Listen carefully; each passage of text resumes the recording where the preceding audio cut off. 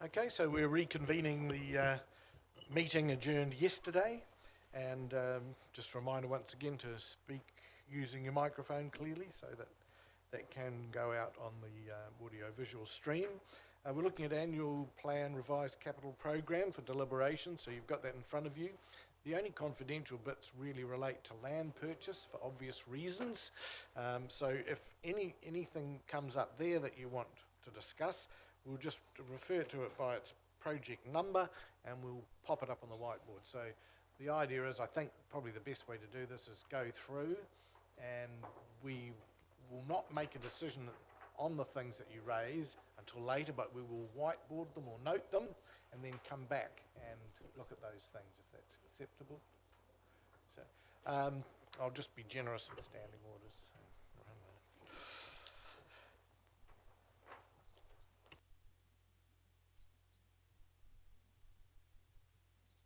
Okay, so looking at that first page, largely Waiari projects, Tamanga and Three Waters.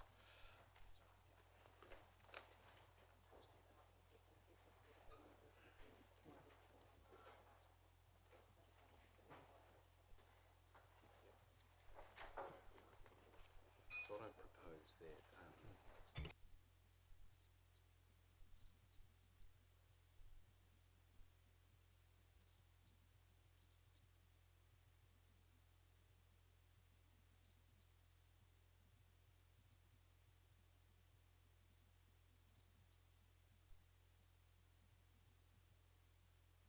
Okay, then going over to the second page. So I have a question, Your Worship. Yes. I have a question. Just a question to staff. Is this list excluding I think there was like $100 million you said was deferred or being deferred.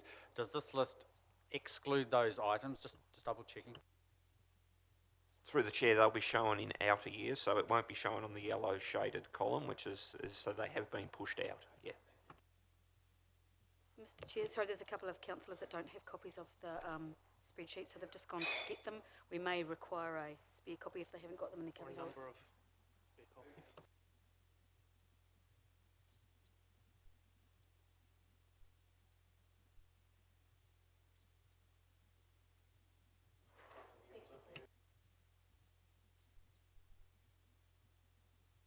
Just in through in the lounge, can someone tell them that we've got the copies? Thanks.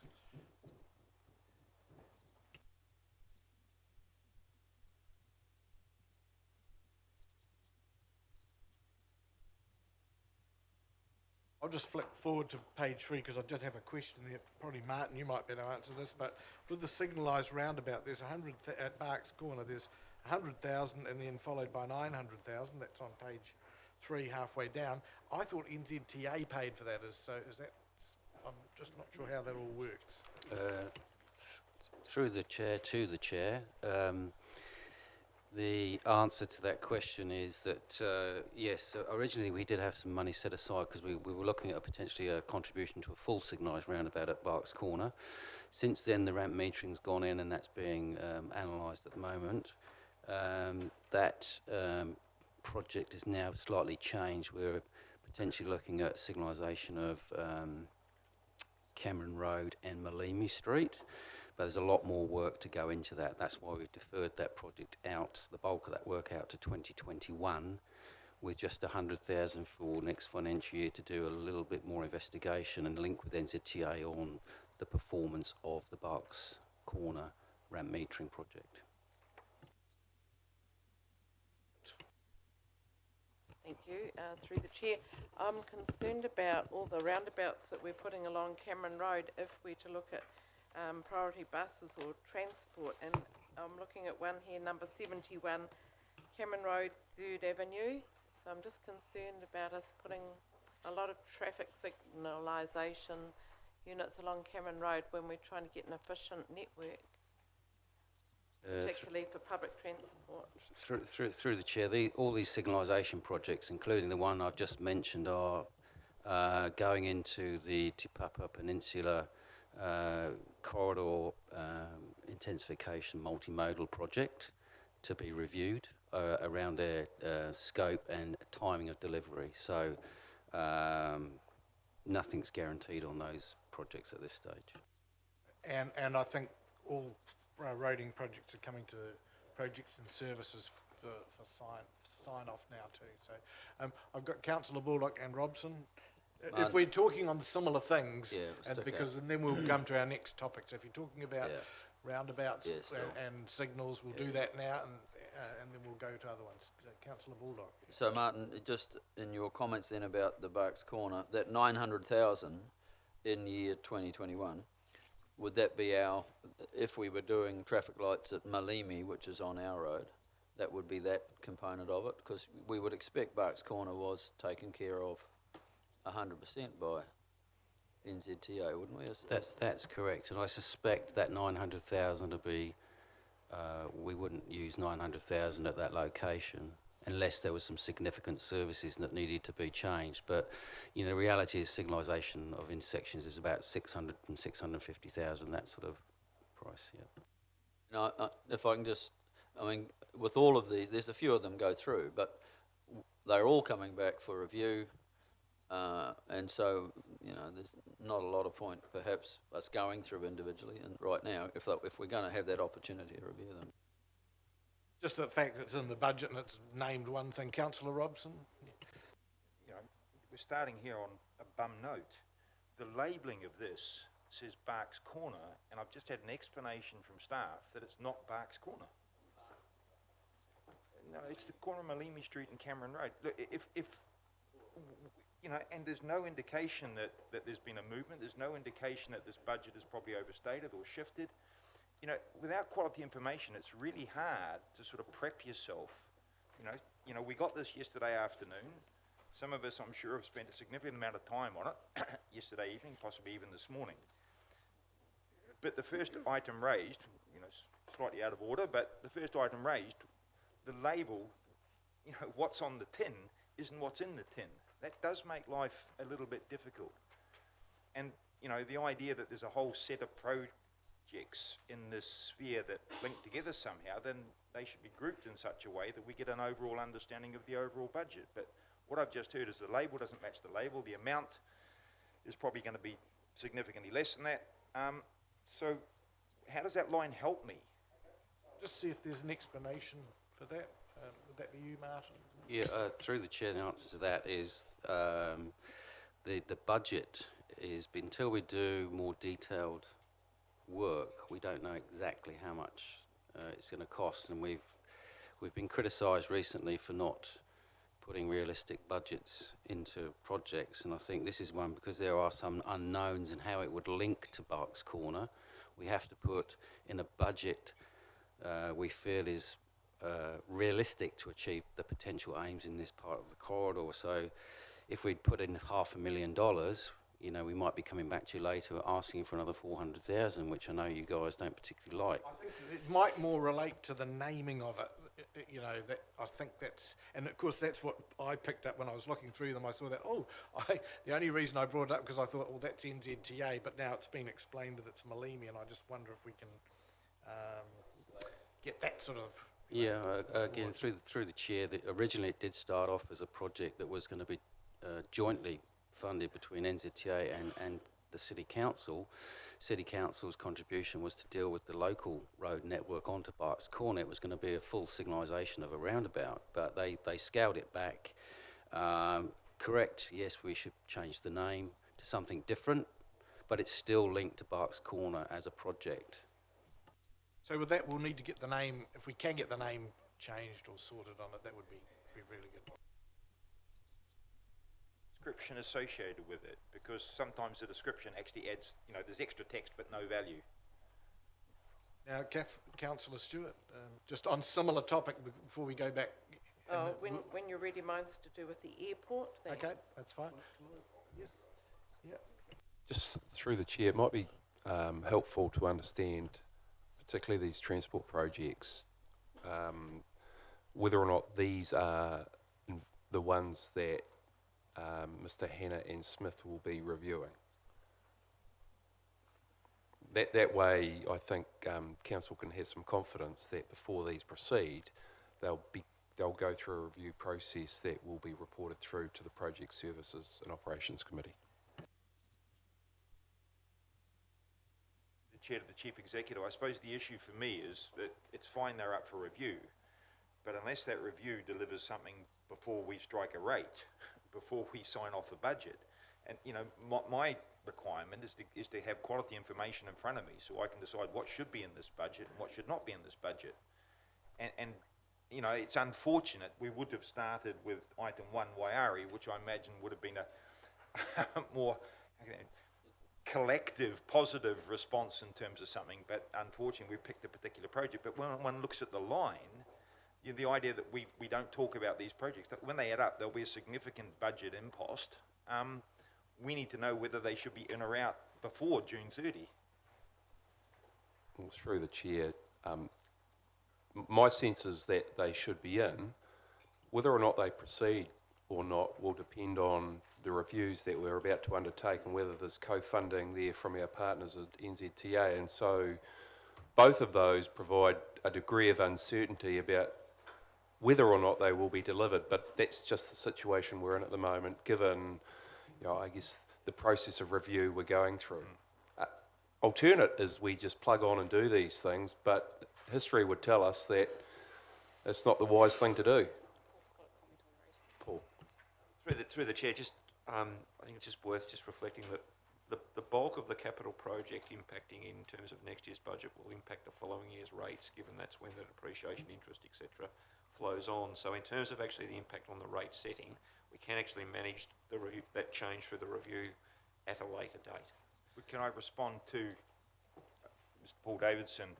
The reality is that it does impact on the debt forecast, and the debt forecast, there is an argument being advanced by some, I disagree vehemently, but there's an argument being advanced by some that in the light of that debt level, we should be raising rates to create some sort of fund. So the idea that these things don't impact on the rates is at best, slightly, how can I put it, top level, and at worst, possibly disingenuous. Debt impacts on discussion around rates, and we can't separate those two. I think it's happened too often in the past where councillors have said, yeah, I'm okay with this because it doesn't impact next year's rates, and then a few years down the line wonder why the rates are as high as they are, and it's because debt, capital outlay, has revenue consequence. It just does. Okay, so now, obviously I jumped forward to page 3 while we were sorting out, making sure that everybody had a copy. So I'll go back to page 1 now, that everybody's got one. Yes, yeah, it's where we started. I didn't have any comments, but in case there is. So, and page 2, Councillor Clout. Thank you. On row number 44, the Hangaro Marae wastewater connection. I know it's a small amount, but I'm assuming that this is going to help future intensification, or residential intensification, or at least opening up beyond the 50 houses that are currently allowed in that zone. Is that the case? Is that going to be of assistance in that cause? It's not, through the chair, it's not on my portfolio anymore, but the history with this was a paper that came to this council around Marae in general, and moving them from septic tanks to wastewater connections on the basis that they are significantly used for civil defence and other emergencies. They are, in our emergency management planning, one of our key locations to rehouse people on a temporary basis, and septic tanks aren't great for that. And on that basis, there was a resolution passed by this council on a number of marae to change them through a rate-funded activity from septic to connected, and that's what this relates to, as I understand it. That's my understanding of the history of it. Thank you. So it doesn't relate to the broader marae zone for which they have a maximum 50 units. Okay, thank you.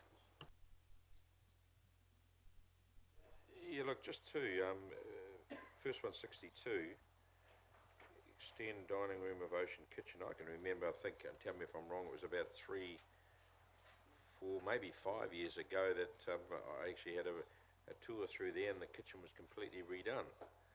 What's happening there? And that's only a small amount again, but it's just something that...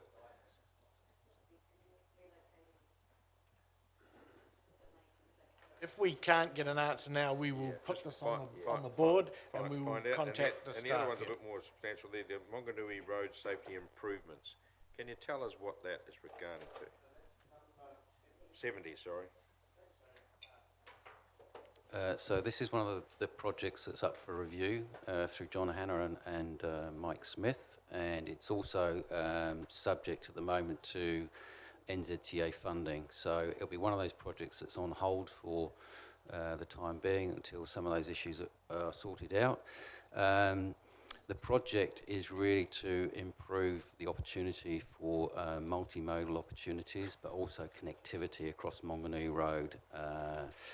It's quite busy, particularly when we've got a lot of sports going on at Blake Park, and the connectivity is pretty poor. And also during the summer period, there's a lot of activity, walking and cycling, that's currently not taken care of. So there's a number of issues that are trying to be addressed through the project, but there's still a long way to go before the funding from NZTA is finalised. This, Martin, does not include what we did not long back in regards to bringing 2 lanes back down to 1 lane because of safety reasons. Monganui Road, whereabouts are the 2 lanes you're talking about, Monganui Well, Road? the thing is I can remember it was just past the library. There was a stretch of road down there entering Mount Monganui in regards to that large strip in the middle of the road, and of course we've had many questions to say, why have you done that? Because the traffic flow, etc. So it goes on. That, to me, I understood was done as a safety factor. Is that correct? Well, there's a couple of reasons that was done, and through the chair, it was never 2 lanes, 4 lanes through there. It was always single lane traffic flow through there. It had a flush median through the middle. The reason the grass median was put there was to complement a stormwater project through there. There's actually stormwater cells that sit underneath that grass median, so that's really the driver behind that central median there through there. Will all come back as part of this review, and it will all have to be signed off, even with the review, by project services before anything more happens. Okay, I've just got Councillor Stewart and Councillor Robson and over. If it's related to the same one. Okay, so Mine's to do with the Mount Visitor information. okay, so we'll wait for that. So Councillor Robson. Following up, would it be helpful, or how easy would it be for staff to provide a list of the projects under review and the budget allocation in here, so we get a feel for the quantum that's sort of being pushed to the side? How easy would that be to do, rather than us pick them up and, randomly, and someone says, well, that's under review? How quickly could we get that list? Well, look, my understanding is that list exists, and we could provide a hard copy of that or email shortly. Including the numbers that are in this budget. Just so we Yep. can relate them. Yeah, so we can relate them. Yep. Save us asking questions. Yep. Absolutely.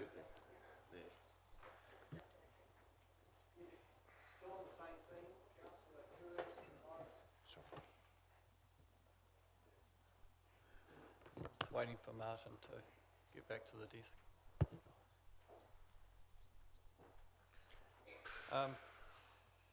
Martin, the review of the list of projects and the 2 gentlemen that were named,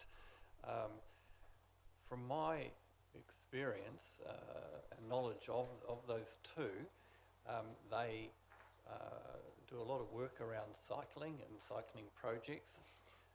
Is there a risk that there might be too much emphasis put on the interests of the cycle community rather than the motorist when reviewing those projects? In response to the chair, the project brief or the scope that was given to the 2 gentlemen, we can make available to you. So it wasn't a cycle-focused review at all. It was a review of whether those particular projects were still fit for purpose with regards to where they were going to land within the network, looking at the bigger transport issues that we're currently dealing with as well. So it does include, the scope does include, or the brief, network efficiency in terms of the impact on motorists. It does as well, yeah. So it's an all-encompassing review of those projects. Yeah. We're going to get a copy of the scope of that. We can send that by the to way, you. in the end, remember now we're going to own the projects that we do. We're going to receive the advice, we're We're going to bring it to projects and services, and we will make the decision, and we will be responsible. So that's how it's going to be. Yeah. A follow-up question on the Monganui Road. You mentioned Blake Park. A lot of work is currently happening along that stretch of Monganui Road. So this will be additional in that space, road space, or is it further down Monganui Road? We're talking about McDonald's, etc., in that space. The Monganui Road project is basically the whole length of Monganui Road from Gulf Road through to Zesbury, the library area. Yeah, but it's sort of cut down into chunks to deal with.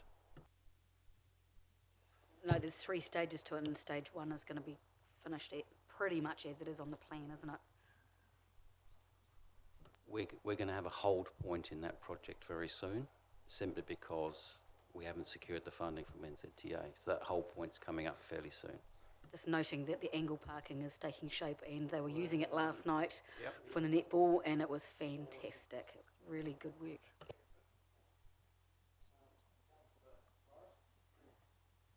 Sorry, just supplementary. It's fantastic to see that rolling out down Monganui Road. The whole point, is that before or after the roundabouts? Before.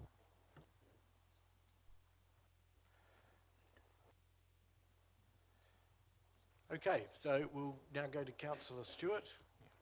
Thank you.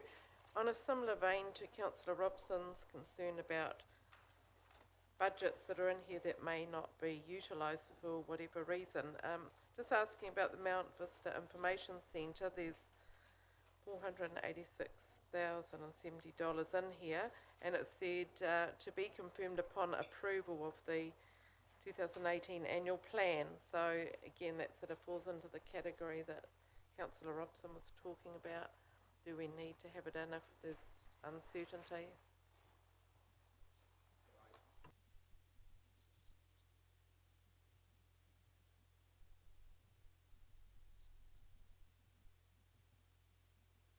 Yeah. I mean, if they get the funding, then we're underway. How can we pull it out without that? You know, it's been that way for a while. Well, through the chair, it's a project we have on our books. It's been widely discussed, publicised. We have a funding application. There's budget allocated, and assuming that we get the external funds, I imagine we'll be proceeding, and we'll need that money. And when will we know, through the chair, whether we've got the funding? July, we understand. Yeah. Thank you. So Then when that comes up, I'm expecting there's going to be discussion and consultation with us as to how we manage that project to get the best value, and whether we use various forms of procurement that have been, noted in the past to actually deliver something a bit more efficiently, or shall we say less costly. Anyway. shall I follow on with my airport one, which is, there's a few items here, 86, 87 and 91. And I'm mindful we recently approved extra budget for the airport, and now we've got these other ones which I would have thought perhaps should have fallen under the original project brief, such as drainage improvements, terminal furniture. It just takes me back many years ago to the Sports and Exhibitions Centre, whereby we were asked to, it so-called met the budget, but then we were asked to approve a large amount of money to finish that project off. So I'm just wondering why this wasn't included in the original project. So through the chair, if I just take each one of those in turn, in terms of the furniture, that's ongoing renewal of existing furniture, so it's not part of the new terminal development, it's renewal of existing furniture in the terminal. The drainage improvements is to do with the roading network outside of the terminal, so again, it wasn't actually part of the terminal redevelopment. And the rental car depot expansion, we're working in line with what the demand for the actual rental car parks, the rental depots occur over time, and that's been developed in time with the need for that, and again, independent of the terminal. Just a question for clarification. We've got a column called funding source. to me, loan isn't a funding source, loan's a financing mechanism, and there's a significant difference. The funder is the person that pays. The financier definitely doesn't pay. Just go to Volkswagen Finance and ask them for a new Volkswagen. So my question is, where is the funding actually coming from that will repay these loans in relation to rows 86, 87 and 91? So that's, where is the repayment from those loans coming from? I'm presuming it'll be the user, but we'll see. Yeah. The repayment, i.e. the funding, will come through from the ratepayer where it is a loan funded for a ratepayer funded activity. In the event that it's a different activity, for example, the airport, which isn't a ratepayer funded activity, it'll be funded through the user of that particular activity. So my question specifically with regard to Councillor Stewart's 86, 87 and 91, are all those ratepayer funded or all of them airport activity funded? None of them are ratepayer funded, they're all airport activity funded. And therefore I would request that if we use this process again, or if it's not too much of a burden, that we actually separate funding and make clear where the financing is coming from again, because it is of interest to our community what they are paying for and what effectively is maybe self-funding in inverted commas. And that sort of clarity is important. If we just put loan 100%, that's financing, not funding. And again, there's a significant difference between financing and funding. There are words that are used in our community interchangeably by people who don't understand finance, but we should do better than that. Well, yeah, I mean, it is handy to know that it's not falling on the ratepayer. That's the. It's very relevant. Would assume that all of us sitting around the table know how our airport is funded, surely, so we don't have to go into too much detail.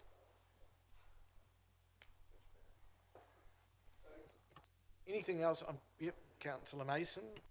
Yep, under that, a little bit of a continuation of this topic, under 84 to 90-ish, is transport network is the main heading, then parking management and airport is the subheading.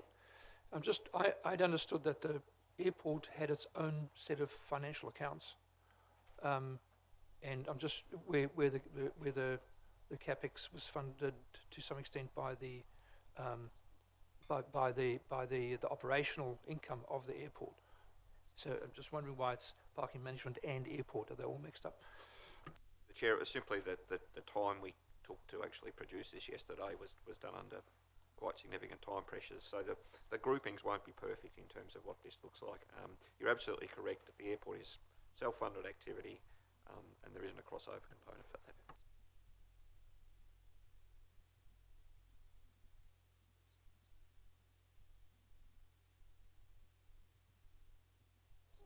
Yeah, thank you. I'm just 104, the streetlight upgrading to LED.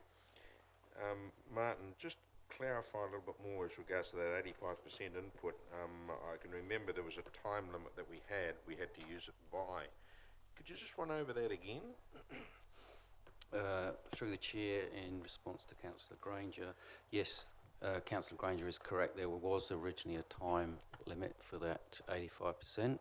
That has been extended out now, so we should be able to claim 85% on a whole LED upgrade program. So, you say that word should. Certainly for this current funding, 3-year funding window with NZTA, there's no guarantees beyond that, but they have indicated that they're prepared to fund at a higher rate of subsidy for the whole program, but they can't guarantee beyond this current 3-year funding window. Could that be looked into? Oh, look, we've queried NZTA on it, but they can't commit because obviously they work within a 3-year funding time frame. They cannot guarantee anything beyond 2021 at this stage. And I'd suggest that if they do, are unable to continue that, we just look at the program.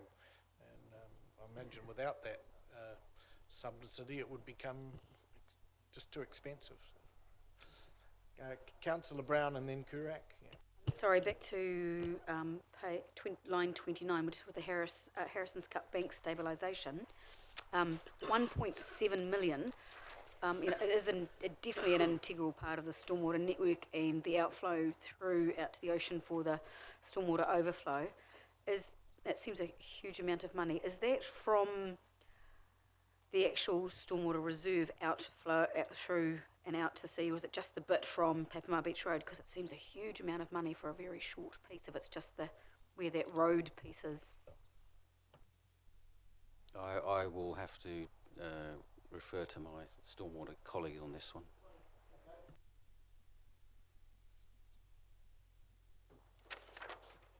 Through you, Mr. Chair. Yeah, the project is just north of Maranui Road, Papamar Beach Road to the coast.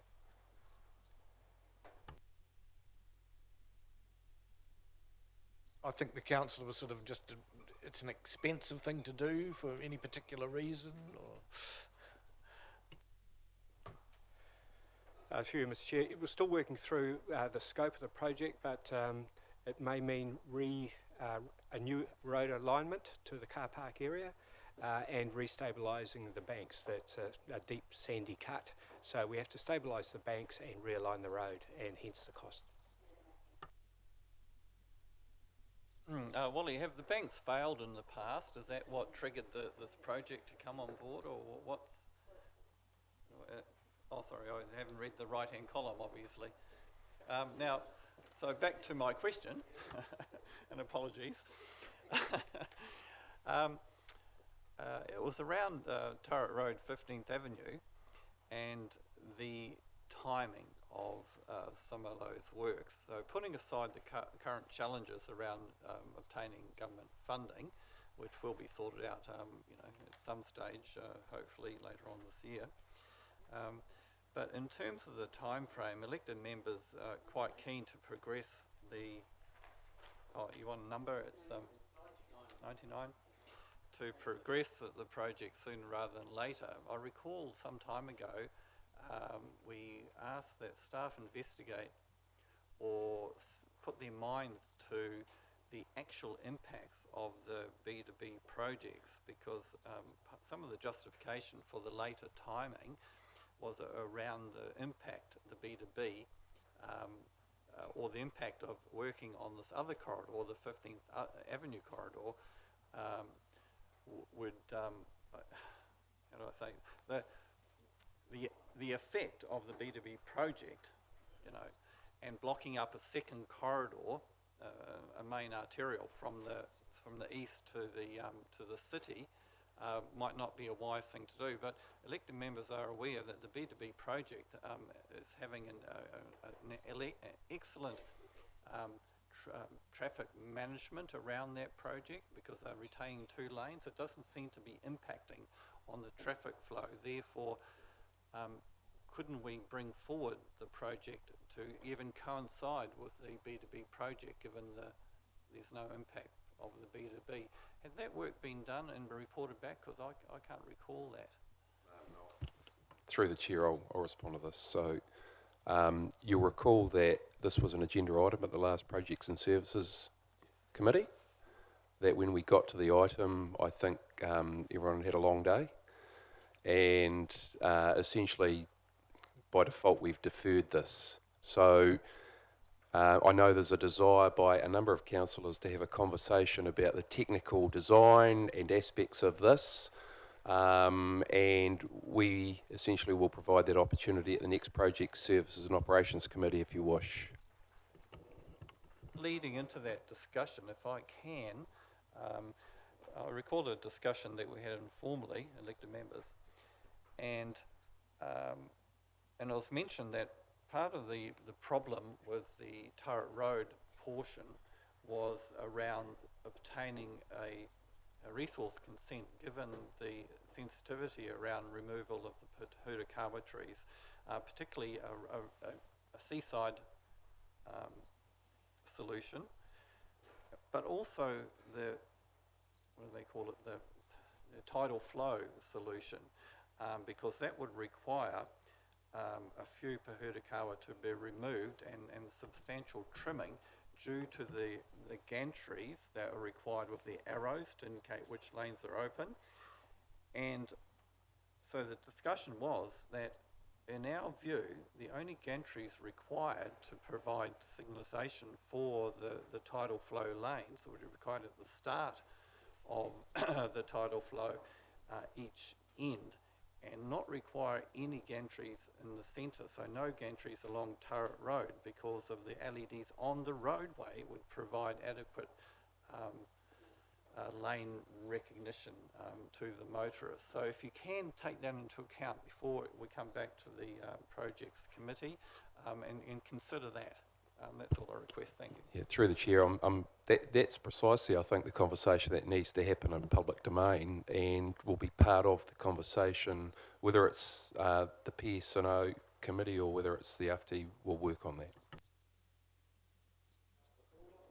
Can I just respectfully request that we get some understanding of the scope of what we're going through here this morning? We're dealing with the bits in yellow. We're dealing with an annual plan, not a 10-year plan. And if we go into detail in here in items that we want to just explore because we're sitting here, we could be here a long time. Can we get some guidance here? We can't shift things around in years 5, 6 and bring things forward. This is not a 10-year plan process, as I understand it. We need to get through this list, see what we want to pull and what we don't, but not because it's on the paper, start talking about projects which we know we will have opportunity to talk about at some time in the future. Your Worship, can we have some guidance, please? Well, it is meant to be looking at which projects we might defer or whatever. That is the main point, but I realise there's passion particularly for roading, and so I've probably been a bit flexible about that. But yeah, I guess going through it, we should look at things that we're going to consider adjusting. But sometimes, of course, you need to know some of the ramifications of that. Yeah, so it's a bit difficult to be black and white about it. Councillor Robson. I notice there's 15 pages in the document. We're well into page 3 after 40 minutes. I can't see us being here for that long at the current rate of progress.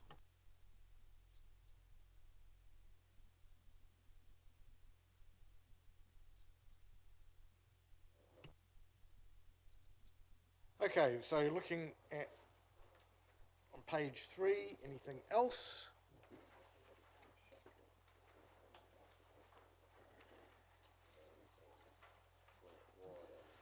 Okay, then over to page 4.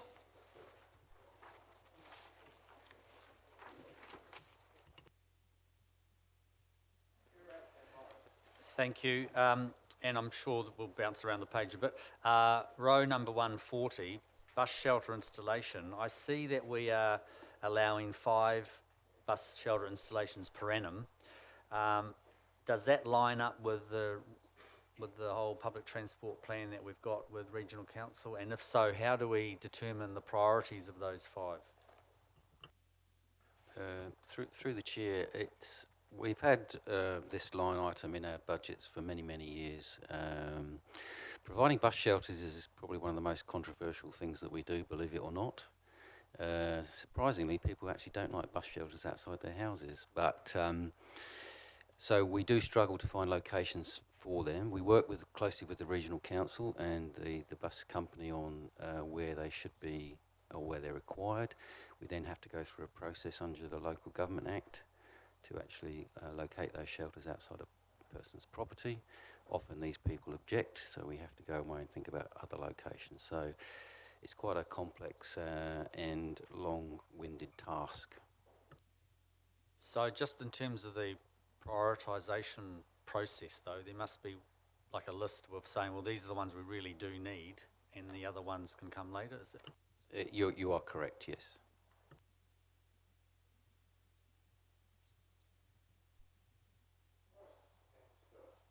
Top of the page, 1, 2, 3, Bayfair bus interchange, just the labelling of that, I understand the sensitivity around the location of the bus interchange there.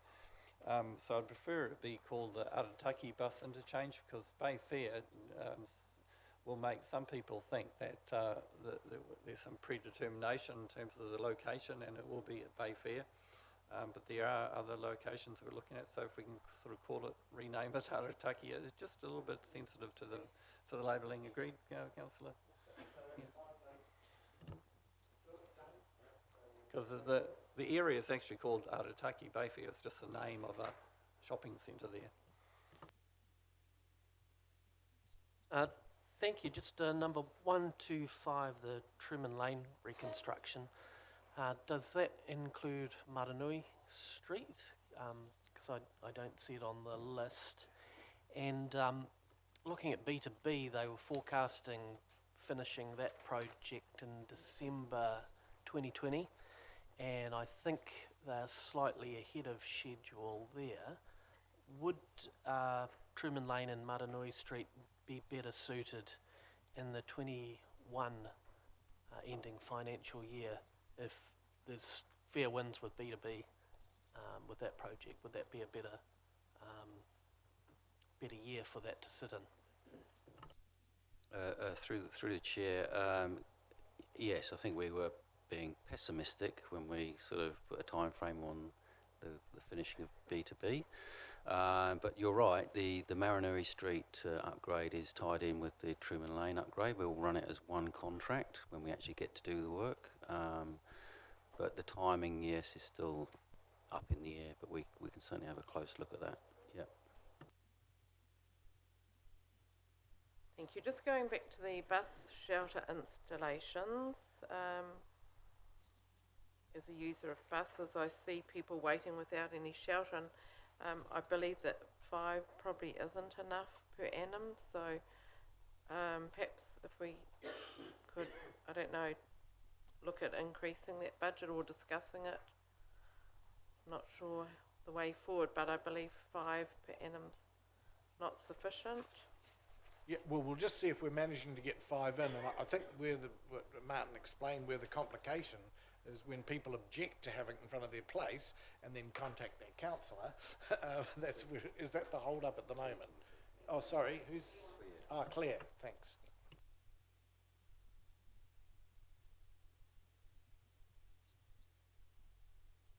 Through the chair, we've also got a whole number of bus shelters this year that need to be relocated from routes that have been abandoned or changed. So we've got about 17 shelters to be redeployed across the network, yes, as well as the 5 a year that will go subsequently. So we're working with the Regional Council on a public transport implementation plan, which will review the number of shelters we do each year, but we've got quite a lot to redeploy around the network this year. They're based on requests, also boarding data from the Regional Council, and we try and focus on some routes that have a lower frequency where people might have to wait for longer. Just a follow-up question, if a shelter's not possible, is a seat possible? That's an unsheltered seat. Is that a thing that we look at where we can't, for some reason, get a shelter? Yes, that's something that we can look at where we can't get shelters in. Thank you. While we're talking about buses, number 137, real-time bus information. Is that going to be based on like the Rotorua model where you see the bus coming along, or is it based on the transit app that's currently in use, which I believe is flawed?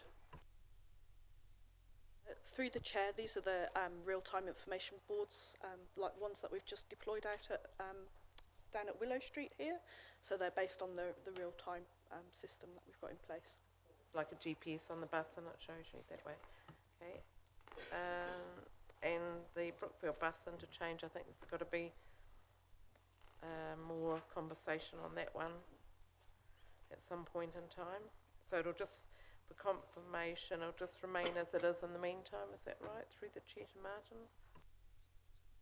Martin? Yes, currently the Brookfield bus interchange is an interim facility while we look at the development of a more permanent interchange in that area, but there's a lot of work to be done in that space before we get to any final decisions.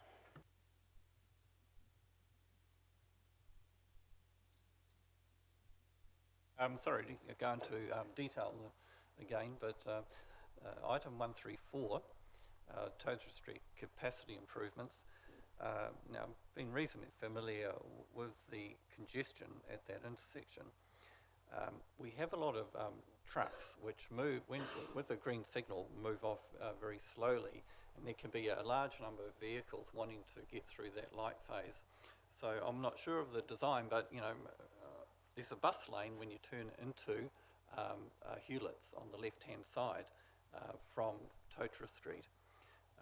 I don't think if we allowed traffic at that signal phase, have 3 lanes to turn right into the towards the Harbour Bridge, would allow a lot of traffic to go through the signal phase and have the trucks on the left-hand side and move into the bus lane to get through. That won't delay buses because on that phase you don't have straight ahead buses along Hewlett's Road, but it will allow the trucks to be on the left lane and allow a whole lot more vehicles to go through on that green phase. City bound. So just a thought, and sorry to go into detail, but it's an opportunity. But that's fine, but probably what it's telling me too is that we do need another time when we actually discuss these things too, because they're all valid points. Oh, you could but write it down, and Martin's probably written it down, and I think we also, so not only do we need good times and allowance to discuss the budget, but we do need to discuss some of those things that you're mentioning. So we'll note those down, and we will have some sort of meeting to discuss those. Right, now I was on to Councillor Brown and then Malloy. Yeah. Could someone please tell me what the TV filming platform at the Tauranga Domain is for at something like $200,000? I know we had events there last year and Sevens once, but are we having more events there that demands the need for it? Is somebody subsidising it? Who's asked for it? Line 145. Through the chair, I can answer that. The TV filming platform, the Steamers games take place up at the Domain there, and it's a fantastic benefit to the city where we have a lot of people come and visit the CBD. They frequent restaurants, etc. before they go up there. For Sky TV to be able to film the games effectively, they need to be on top of the grandstand. The past few years we've managed to put scaffolding up on top of the grandstand to allow the TV cameras to get up there, but we can no longer do that because we'd sought some sort of exemption from the building code to do that. It's a complex process that the building team helped us with. So we applied for a building consent to put a TV platform up there more permanently, but the stadium was built in 1962, it's old and tired, it doesn't meet the earthquake regulations, so we've got an earthquake building inspection to see if we could do that. They still, it's quite low on its scaling or what it came back as. So we need to do geotech first to determine the final rating of that stadium, and then we might need to do some remedial work and then put the TV platform on top. So basically you have to make sure the film crews are safe. Receive any subsidy from Sky for that? No.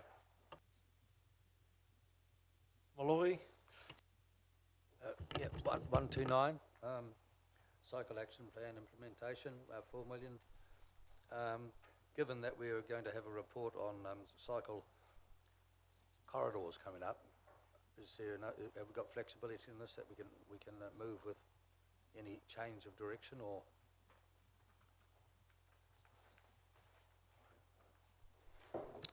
This is one of those other projects that's currently being looked at as well. I mean, we haven't secured the NZTA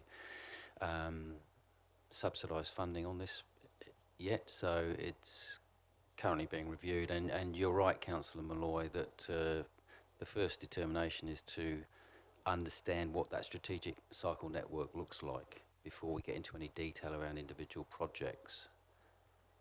So there's quite a bit of work still to be done in this space. So I understand that there is that work being done on the cycle corridors, and it's fairly important, I think, from what we've seen in Christchurch anyway. Supplementary to that, if the Urban Form and Transport Development Committee signs off on the strategic corridors in July, it would still be expected that we could potentially do some cycle lane work within the next financial year. The $4 million staying in the budget would be wise, since there has been work on Ngātai Road, there's been work on other places. We're just not wanting to do it one at a time. Is that a reasonable?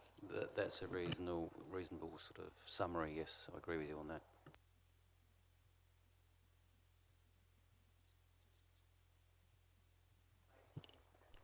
I don't know if anyone's here from Waste. Talking line 163 with the public place bins and undertaking a trial of new types of bins and the smart bins last night at the Mount Ratepayers, Retailers and Residents Association meeting, I asked, because they were talking about more rubbish bins through the Mount.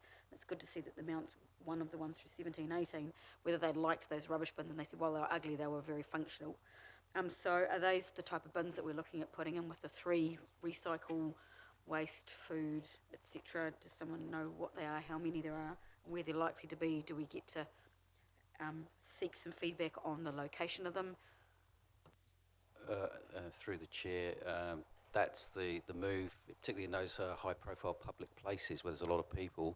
That type of bin is the bins that we'll be moving to, which will encourage more recycling rather than everything going into a sort of standard bin. It's all mixed together and ends up in landfill.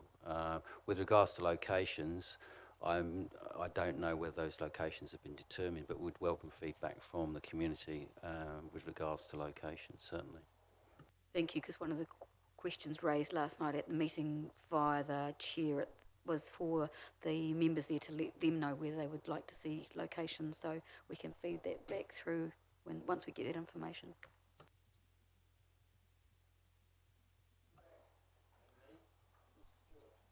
Could you refer me with if there's any budget for park and rides? I can't seem to find that. Chair, there is a budget in the next financial year which you made a resolution to pull forward for a study into park and ride. No, and until that's complete, I'm just looking at Claire, checking I'm right on that, until that's complete we won't know what the investment needs to be, and I think there'll be a link to the AFTI master plan about the key spinal network and how that all fits together, but just check I've got that right. Yes, that's right. So the park and ride study is quite closely linked with the parking strategy work. So those 2 things are operational budgets at this point in time, which is why they're not showing up in this list, and they'll come together under the AFTI umbrella. So, given a sort of a time frame, Claire, what is the first, the soonest that we might see parks and rides, given where we are? Thanks. Through the chair, I think we would be looking to complete that study and then be looking to prioritise those sorts of projects through the next long-term plan. There might be some quick win type options that we could look at for year 3. At least 3 years is what you're saying. Yes, for any larger scale one, yes. It's fortunate order. I think there's a question implicit in the questions raised by Councillor Max Mason, which is if the study shows the value of park and ride, and it's possible, that there should be some way of implementing quick wins, which may require a small amount of capital expenditure. We should recognise that in the budget. This is a classic example of we're doing the study, but we haven't thought about what the next effect might be, and if it produces a quick win, it would be good to have capital in the budget available for that. I mentioned that in relation to Councillor Mason, because my question came back earlier, and it was in relation to the issue raised around the cycle network, cycle action plan implementation. We have a CapEx figure in here. What's the current OpEx in relation to that CapEx figure? Because or are we capitalising everything we're currently doing in this space? Because, we've got a figure here for CapEx, but it comes back to, how much OpEx, what's this plan currently consuming in terms of resource?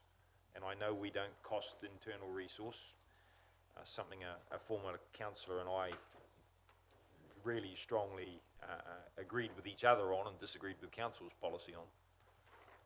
But can we get some indication of what the OpEx around the cycle plan action situation is? Because that does impact on rates. Through the chair, if we just park that, we'll get back to you on that. Thank you. And the reason I'm asking this is I've heard, not for the first time, but in this chamber, but in other meetings, staff are under pressure. Staff are doing stuff and trying to give us what we're asking for, but we're pushing the machine quite hard. And we need to understand that when we ask for projects, it has a real impact on staff time. There was that we were reminded of that by an outsider yesterday in the closed session, which I thought was a very eloquent and articulate reminder to us to factor in those aspects of the projects we get involved in. So It's just raised questions for me around the whole public transport network. You know, if you think of, and this came up with the park and rides, you know, the bus lanes, the bus shelters, the things that we're responsible for, together with the regional council as well, of course, and that we're going to be spending millions of dollars into the future on this, and we want to make sure we've got the right public transport network and system in place. And should we be having a discussion either now or at some stage about that, because that it does have huge budget implications, even the question of interchanges and where they're located and what they're going to cost and whether they are the right way to do things. That whole thing seems a bit up in the air to me, and I just wonder through the CEO, when we discuss that later in our discussion on this, or would it be a separate thing?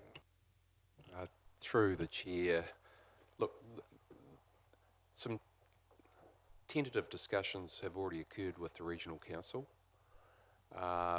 and you're right, at the moment it feels like we're chasing buses, and that we're trying to retrofit a service delivery model that's already been determined, and in order to do that we need to spend arguably tens of millions in purchasing land, creating interchanges and building an infrastructure network to support a model at the moment that isn't used a lot. I just wonder whether or not, and this is really for councils to consider, and I think this is an appropriate time, whether or not there just needs to be an opportunity to revisit with the regional council the model that has already been implemented, and whether or not it's feasible that we can deliver an infrastructure that supports it. Whether it is an opportunity just to pause, reset, and work together with the regional council to develop and implement a model that actually works with synergy. That is a big topic, so what I'm seeking is advice. Is this the right time? Is later in the process, once we've been through the rest of the budget, when's the right time to do this? Well, I think it's probably worth a discussion now, and then depending the appetite to open a discussion with the regional council, it could be included on the whiteboard and perhaps passed as a resolution towards the end of this process. Is that acceptable if we have a little bit of a round the table now on that? Okay, yeah, so I'll start with Councillor Stewart, because a few people have been wanting to, so this is about this topic. Councillor Stewart and Robson. Yes, you're quite right, Mayor Greg. There's no point us spending a lot on interchanges, etc., when I believe the current route and timetable is not the correct one for the community. There's hardly anyone using these big buses going around, so it requires a serious review, and I believe things like transfers, putting people off using the buses. I query the benefit of interchanges, and also the routes are convoluted on many of the routes that are in place, so it does require action sooner than later, which is the regional council, but we need to work with them obviously, because we provide the bus shelters, etc., and the roading, etc., but it does require a big conversation that's joined up, and it needs to happen sooner than later. There's hardly anyone using the buses, you know. I use it deliberately just so I can see what's going on, and there's not many people on the bus. Peak time today when I came at 8 o'clock, there would have been maybe 10 people, and then if you go during the day, you might get 3 or 4. It's more popular going to the Mount. You might get half a dozen going to the Mount, but it certainly needs reviewing. in terms of personal experience, I bow to Councillor Stewart, who bravely uses the bus system on a regular basis. But in terms of the wider strategic question, if we're going to talk about it, we have to talk, I believe, about taking ownership of the bus system by Tauranga City Council. At the moment, the people of the city don't know who to talk to, and there's evidence that we can't do the joined-up thinking necessary. There are significant advantages to Tauranga City Council in taking ownership of the bus service itself and taking full responsibility. It actually addresses indirectly some constraints that are artificial but have some validity. But in addition to that, you know, we might get a bus service designed for and with, to use the Chief Executive's #1 word of this triennium, which I support, with our community, to serve our community in a strategic way.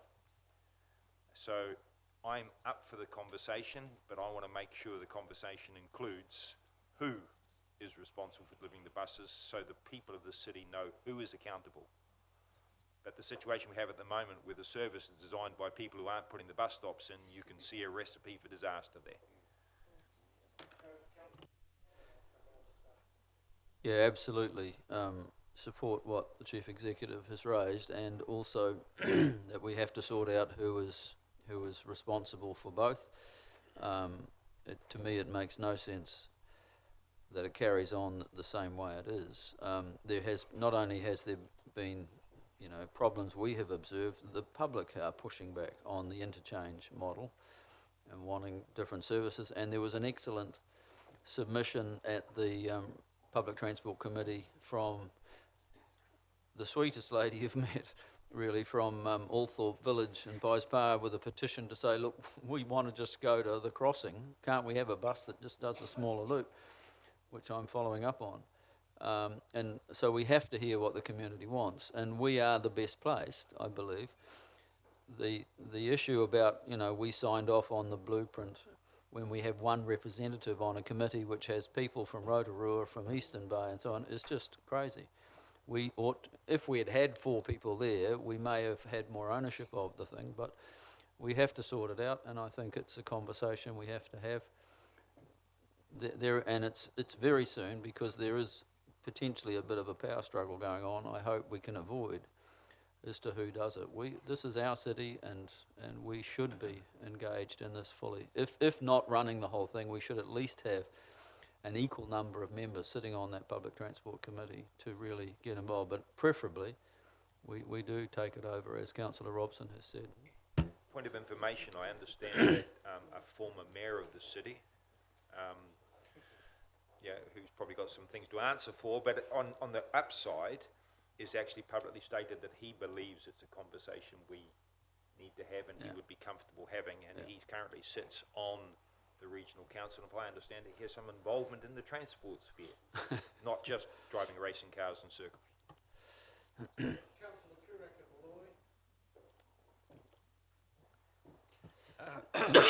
I agree, because currently we are copying a lot of the blame because the public don't understand there are 2 councils involved in that service, and the key council is the regional council. So I think given that, we are seen to be the ones that are accountable. Perhaps we need to move in that direction, actually be accountable and own this whole service. You know, I think we're well placed to roll out a service that would work. I think in terms of the knowledge required, I think there could be a transfer of staff from the regional council to TTC, because there is obviously a lot of historical knowledge that organisation has. But that's detail. I think we need to start that conversation, and how we do it. It could be an informal discussion with the elected members in the first instance, and then probably feedback to our executive in terms of moving forward. But I mean, we can work through that, but we need to start a conversation. What I'd suggest, Councillor, is that once everybody said their little say now, we park it, we bring it back and have some sort of a resolution in our budget as part of these resolutions to do it. It's in the public, and I think this is not meant to be a confrontation. It's it's meant to be working together, and we'll signal that now, and then we'll do it. I think that's, yeah. Okay, Councillor Malloy and Councillor Granger. Just picking up on what Councillor Mason had to say about park and ride. You know, we have to be more nimble than this. 3 years before we got any change. I mean, in 3 years' time, there's probably 100 retailers downtown that won't be there any longer, and a lot of it is because of the circumstances that we have helped put in place for very good reason. I understand that. You know, in the future, it's going to be great. But in the meantime, there's a big group of people there who are struggling, and we're here to serve our community. And say, well, you know, the Calvary's coming in 3 years' time is just not good enough.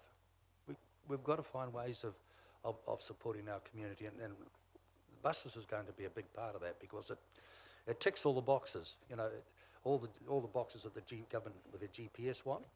If we can find mechanisms through the buses to help support our community downtown, everybody wins. But we can't wait 3 years. These things have to happen, and they have to happen now. We have to find a way of doing it. Thank you.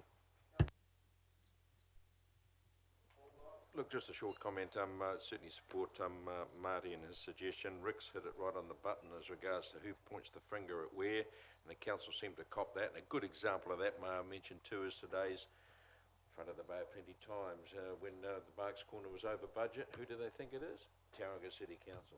Nothing to do with us. The NZTA. That's a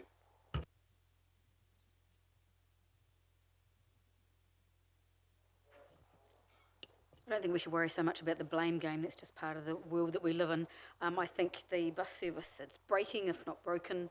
It needs fixing. It makes sense for one person to do it. And we start the conversation now and hopefully reach a decision in time for the LTP when we can make those big funding decisions. Okay, so that seems to be, we'll bring that out. Sorry, Councillor Ball. Yeah, just a supplementary on the park and ride, which I meant to mention before.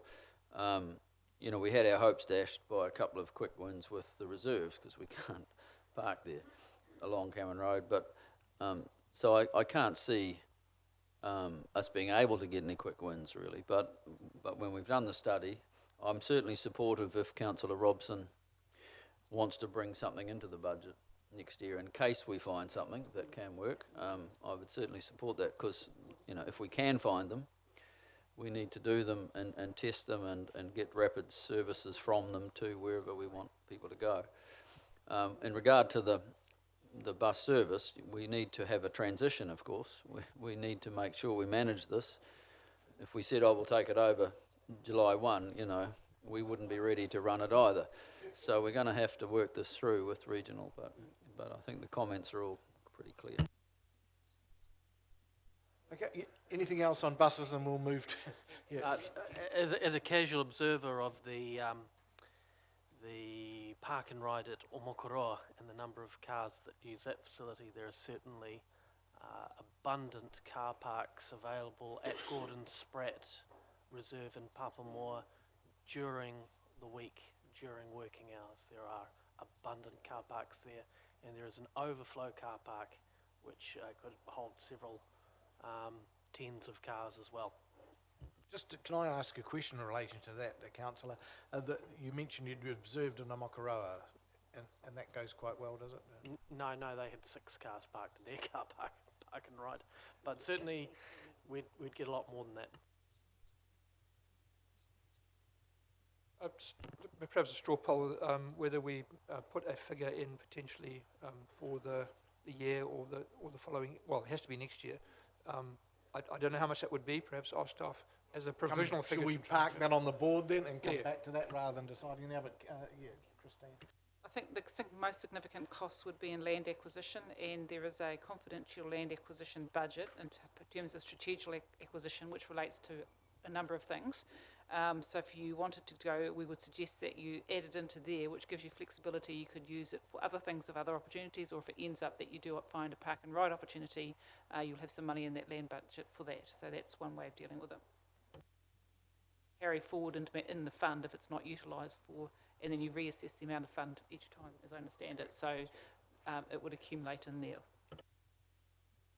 the spirit of having the titles on things represent what's in the can, we may not be in a land acquisition situation. I don't know the details, haven't fully thought this through yet, but if one looks at Park and Ride and thinks about Bay Park, the issue wouldn't be an issue of land acquisition, but maybe an issue of wayfinding, a degree of surfacing, whatever, and that wouldn't be a land acquisition. So I think there is a need for a specific budget for the implementation of Park and Rides on property we already own, because the land acquisition thing means we are, you know, yeah. So I'm in favour. I mean, I thank Councillor Mason for this is the classic example. The thing that isn't on the list is actually really important for raising the topic, and I would like to see, and I believe Mr. Baldock's in the same Baldock's in the same place. You know, I would like to see staff come back with a specific budget for that sort of implementation, which doesn't sit under the land acquisition thing, because I think it gets lost.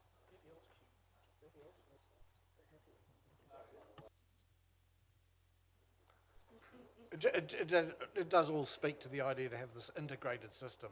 You know, the delivery of the infrastructure go hand in hand, and they can't be considered separately. Yeah.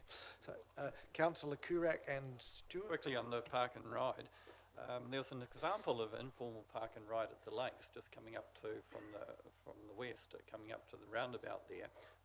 Quite a number of cars used to park on the left-hand side there, and so it wasn't a bus Park and Ride.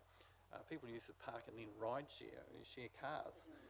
Yeah, and that, Patmore Domain Road, you know, these sort of examples show us there is demand, but we need parking areas, and so we really should take advantage of people's will to do it.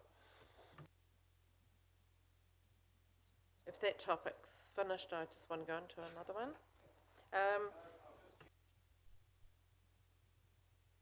So, just following on from the Coolum Park learnings, I just want to highlight a few projects in here where meetings have been held with residents in the community a few years ago in some cases, but I just want to highlight it so staff will take particular notice to follow up so there's no surprises, because we did promise these people we would go back to them.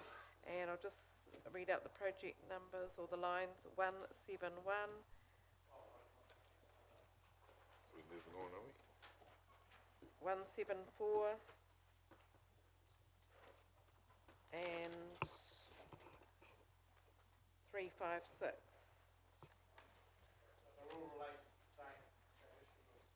There were community meetings held with large groups of people, and we made promises to come back to those people. So if we could please do that to inform them. Thank you. It's noted. I just have back on page 4, project number 139. It's called Strand Pedestrian Improvements, and I may not have been present at any meeting, but I hadn't heard about this project. That's 139 to fence the Strand in front of bars and restaurants, and I just wondered if has that come to a committee at all? It had, yeah. But I would think it needs something that needs to be talked through. Yeah, Martin. Through the chair to the chair, we have talked about this in the past, you and I actually did, or we sent something through. I think the council catch up to you about this 6 weeks ago, saying we were going to do some work down there with regards to, I suppose, identifying the extent of the LTOs in that area. What we currently find is a lot of the businesses are expanding beyond their LTOs and taking up valuable space for pedestrians, and it's causing problems for particularly people who are mobility impaired down there. So we're trying to rationalise the situation down there. We've redefined the LTOs. We're working with the bar owners and restaurant owners down there, and we are close to agreeing those final LTOs, after which we want to define the edge of the LTO so they can go up to that point and not beyond. How we do that, that's still being talked about, whether it will be a fence or just a delineation with a different coloured brick within the footpath. So, no, it won't be 100 grand's worth of brick necessarily, but we're working through that. We just want to make sure we've got enough budget in there to do what we need to do. terms of sort of general CBD streetscapes projects, so they, through the recent restructure, have moved from Paul, who was looking after them after the community development team, or the broader CBD team was disestablished. I'm caretaking at the moment, and the 27th they move to Gareth, so we're having an internal meeting to identify all of the projects that sit in that bucket and where the right responsibility sits and how we're going to move forward.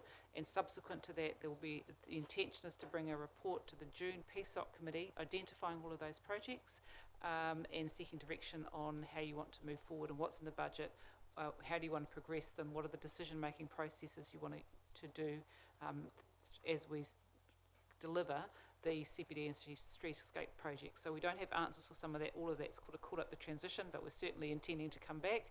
And the intention is that we wouldn't be spending any significant sums of money in the 1920 budget until you've given us direction subsequent to that council report.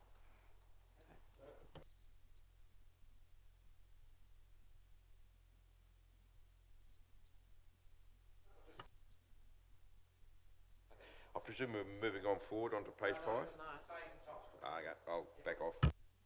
So just on the LTOs, will that apply throughout Tauranga, so up Devonport Road where people have got street furniture, out at Greta and over at the Mount? Does it apply everywhere citywide? The chair to someone who knows? So through the chair, the licence to occupies are only on the Strand. The chairs and tables and the rest of the city are covered by the bylaw, and there's a minimum amount required in the street use bylaw, or allowed for in the street use bylaw.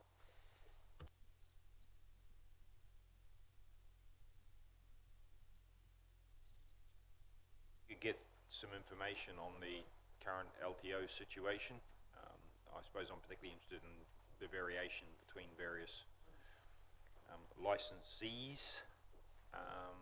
But if someone could give us something on that, I don't know how easy it'd be to provide. I assume there's a map somewhere that delineates the area, so it's probably printable, and I'd just be interested to see what the current LTO situation is.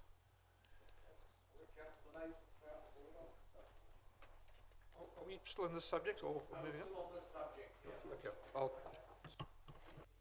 Yeah, that's supplementary on the LTOs. I mean, it would be hard for a member of the public walking through Mount Maunganui to not assume that they had LTOs as well, given how much of the sidewalk gets used. So it is probably something that eventually needs to be reviewed citywide.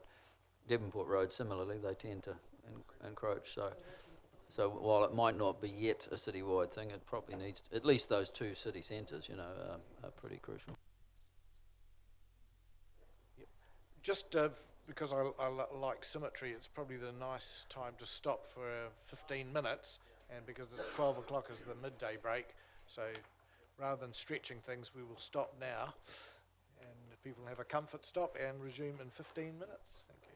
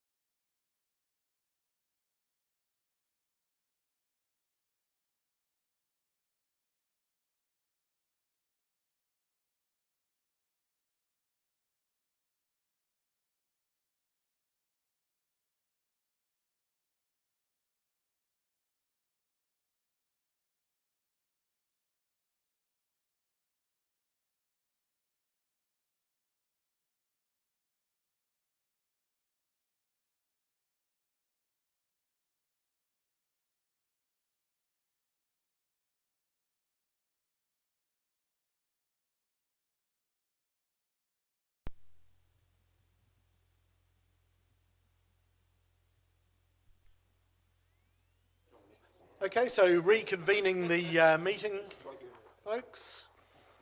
And I believe we're at page 5, Councillor Clout and Granger. Thank you. I'm not sure what page number this is. Row 166 and row 203 seem to be almost identical in terms of the description and the funding of 4 million a year on it. I guess that's on average. So can you just clarify those two strategic land purchase funds? Through the chair, that they are similar. It's really just one is actually just associated with intensification effectively in terms of the acquisition fund, but they are similar and funded similarly. The intensification, is that city-wide, or was it intensification within the CBD or The Papa? plan change that we're proceeding with first is the city-wide, but the likelihood is that most of the intensification will first happen in the Te Papa corridor, so that's where it's likely. It's CBD, city living and Te Papa corridor. Councillor Granger and Baldock. Yeah, 175 and 177, are those both the same reserve, are they? Scout reserve? Yeah, one's a I see one's going to install a playground, the intention is to install a playground, the other one's to develop a management plan, signage, seating, concrete path, etc., etc. Are they the same Scout reserve? Through the chair, yes. They are. So we're intending to look at both those activities on there. The other one I'm a little concerned on too is 226, Maryvale Community Centre. Now, I see that it's proposed 2020 of 1.1. I understood that we are actually waiting for them to come back to us in regards to other funding sources they're intending to get. Can you advise us on that and what is happening or what is not? Through the chair, yeah, you're absolutely right. That budget there is actually a grant based on a council decision to support the development of the Maryvale Community Centre. I understand that the project has a total value of over 4 million. That 1.1 was scheduled for this year. They have asked us to push it out to next year because they are not ready. They are seeking other funding sources and they're working through their processes towards success. As we speak, they are having issues or barriers in regards to other sources of funding, and would they then be coming back to the council for more? I have not been told they are having any issues or barriers. I think they are on a road to success. They just need time to work through it. I've got Councillor Baldock and Stewart. Sorry, I just have to go back to 138, if I may. Yep. The city centre bus interchange says relocation of Willow Street, which is no longer necessary at the for the civic works at the campus. So should that be? Be the old title, and we've kept the same project number, and the the project details haven't been updated. That's what it is. Is it? Yeah. So originally, remember, we had money Didn't we in there see to it do the somewhere? relocation linked to the civic campus. Then we Yeah. didn't need that, but the actual project number would have been retained. So it's a matter of updating the descriptor. Number 227, Marine Precinct. Will this budget address the concerns of the fishing vessels that we've heard feedback from over the last few years? Through the chair, this will address some of those issues in terms of actually providing more capacity in terms of the offloading facilities at the precinct. Do you believe it would address all the concerns, or will it cater for all the existing ones, or? We'll be working through with the stakeholders in terms of working through those concerns as we work through that project. Thank you. Funding for that, would that be charged back to effectively the black boat fleet? Is that the Mainly in intent? that activity, correct, that's right.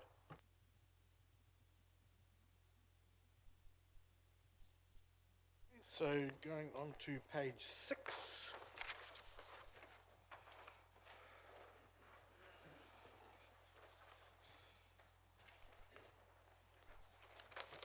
Councillor Stewart. 234 Mowo Works. I'm out of the loop on this one, I'm not on the committee, but is it going to look at going back to the original track line, or and also the amount, is that public information? So Councillor Brown, can you answer It's that? my understanding this is the MOA implementation plan that came out of the reserve management plan. The MOA base track was way back on page 1, I believe, or somewhere. It's somewhere else, but that's just the implementation plan, which is signage, PO, etc. So could someone enlighten me then with the budget and what's happening for the Mowo base track remediation works?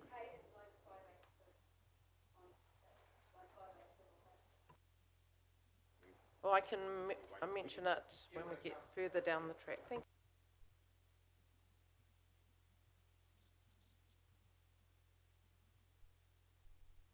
Just line 249, Papamoa Dunes Road to Beach access ways. There's 28,000 in the 1920 budget going up to 58. The first question is the 28 a reduction in the budget from the LTP or not? Through the chair, we've had 28,000 per annum for a number of years. This is one of those projects that just keeps on rolling. The project is to deliver sand ladders, Amacron fencing, improve facilities at the head on the residential side as opposed to the bottom end by the beach. And through the LTP, the 58 is a raise effectively as opposed to something different. Is it just Papamoa, or is it Papamoa Mount? Is the whole coastal strip, or is it specific to Papamoa? It's basically the whole strip.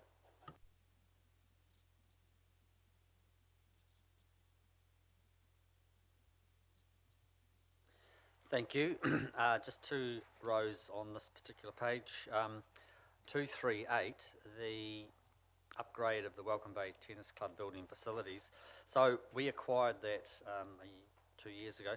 Can you tell me what its current use is, if any? Through the chair, you're right. We acquired that when the tennis club disestablished. We worked through a process where we tried to consider what the future use would be. We're working with community groups and leasing out, etc. I wasn't prepared for that question, but there has been a childcare group in there, and we're looking, I believe, with another community group, and we're working through the lease options so we can keep that building there and continue to use it on behalf of the community. Thank you very much. And then my second question is line 244, the Tech All-Terrain Park. Now, my understanding was that a lot of the development there was going to come out of the forestry activity. So I'm not sure whether this is different projects from that. Through the chair, this is separate. This is the standard CapEx program that we fund 50-50 with Western Bay. You may remember the site visit recently where they talked about some additional projects. I think it's Kiwi Camp and public toilets. That's the improvements that will be funded through the forestry fund.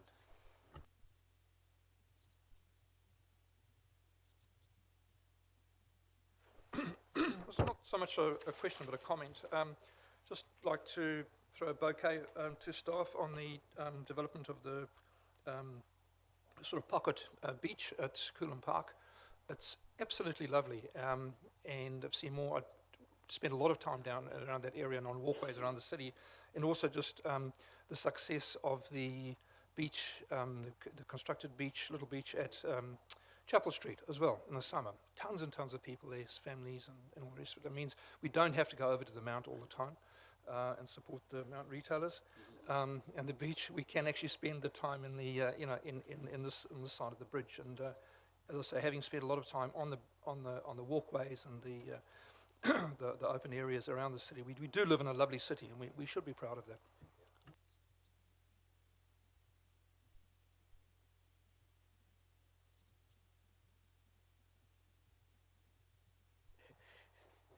Thanks. 238, the funding the upgrade of the Welcome Bay Tennis Club. If it goes ahead and the upgrade finishes, what's our intention to do with that club? What are we intending to do with it? Yeah, we just, I think there's a couple of people in it, and Mark just explained. Could you just mention that again, Mark? Through the chair, yes, we're working through a lease process with a community group so that building can continue its use. The budget is to fix the leaks and the damp, etc. I'm just drawing attention to the Gordon Sprett development on line 246. So lining up with our previous conversations around park and ride, if you look through the descriptor, they're installing car park area 2, parking area 3, and lighting in the entrance road. So going back with that conversation about park and rides, even more reason that Gordon Sprett may be a suitable location. I personally would like to see more money in the Project Tauranga budget, which is line 247, and more money in the installed drinking fountains.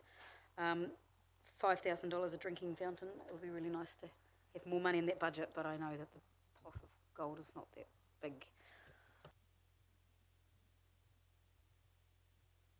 Supplementary on the issue with Gordon Spratt will be investigated, I imagine, if we run into the same reserve status issues there. You know, if people park there and we don't call it a park and ride, we might get away with it for a while.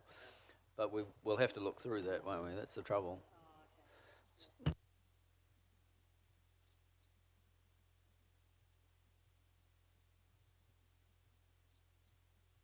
There is a hectare of NZTA land which is connected to the road, which has been vacant for 3 to 4 years, where the old site office of the TEL is. There's a scramble between Fire and Emergency New Zealand and police and other such people, and that would be a good place for a park and ride because it's not doing nothing at the moment, and won't be for years, knowing what the government does.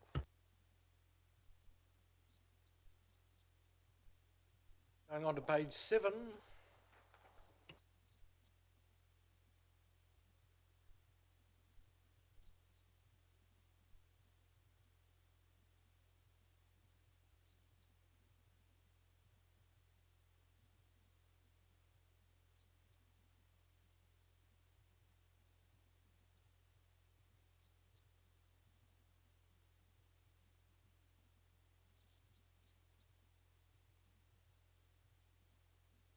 Page 7.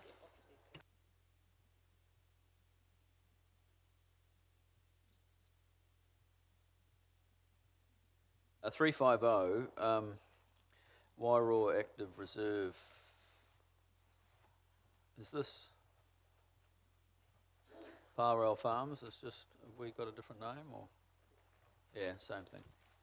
Which one are we going to use? Is it?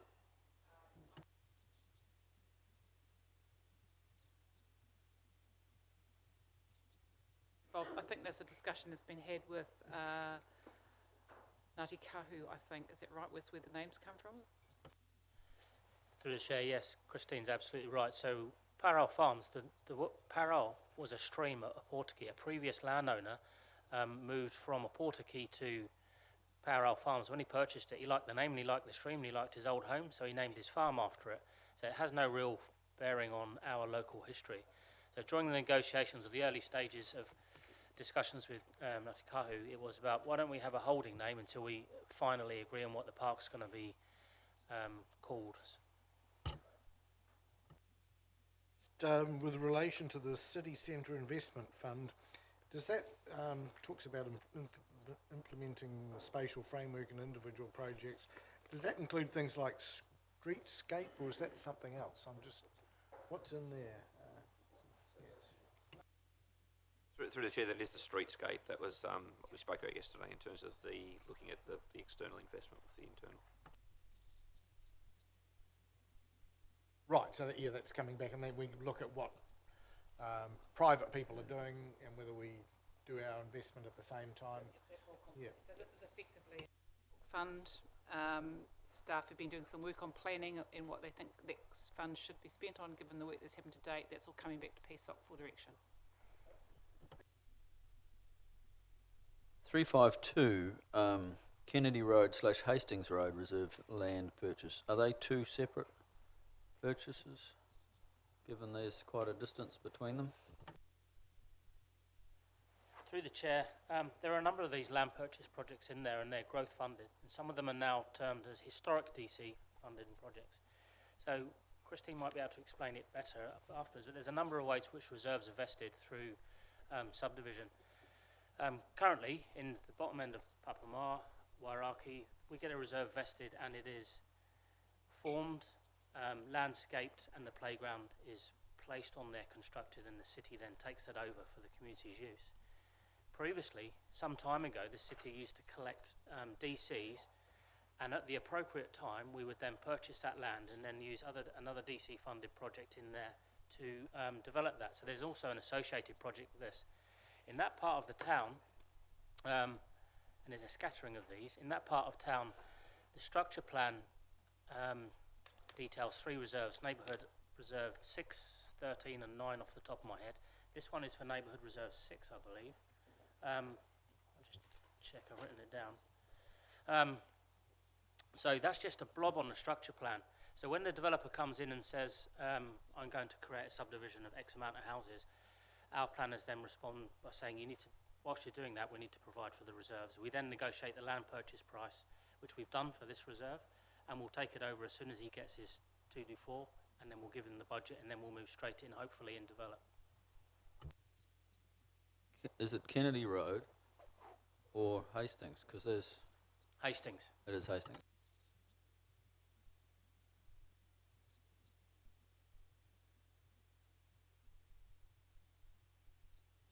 Yeah, the heart of the city projects, the city centre, I mean, it's already been raised, 343 with some request for clarification, and we got a clarification on the process. And also there's the 344, the new central library. I'd like to see us consider or reconsider the putting back of the library to the LTP.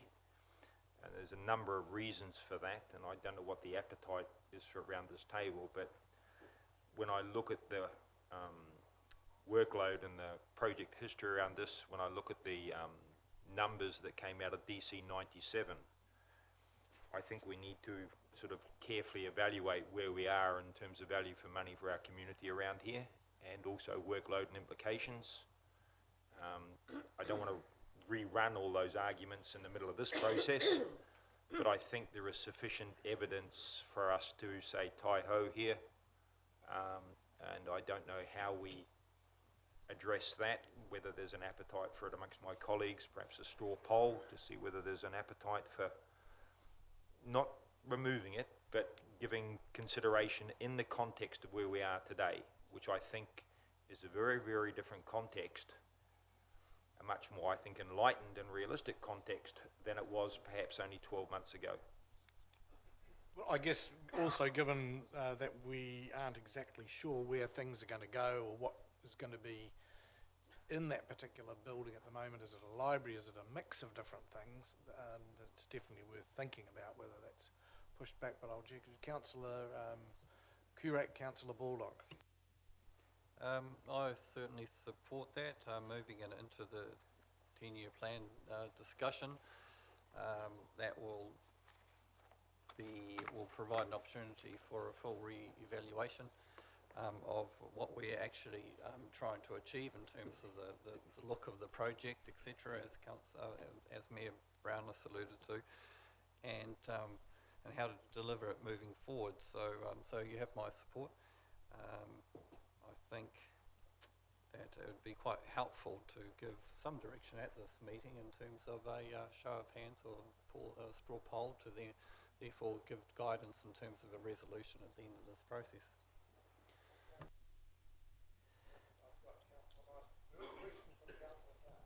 Sorry, just a quick question on this. Does that trigger an LTPA amendment or not? Just a quick question. Through the chair, it wouldn't with just a timing change.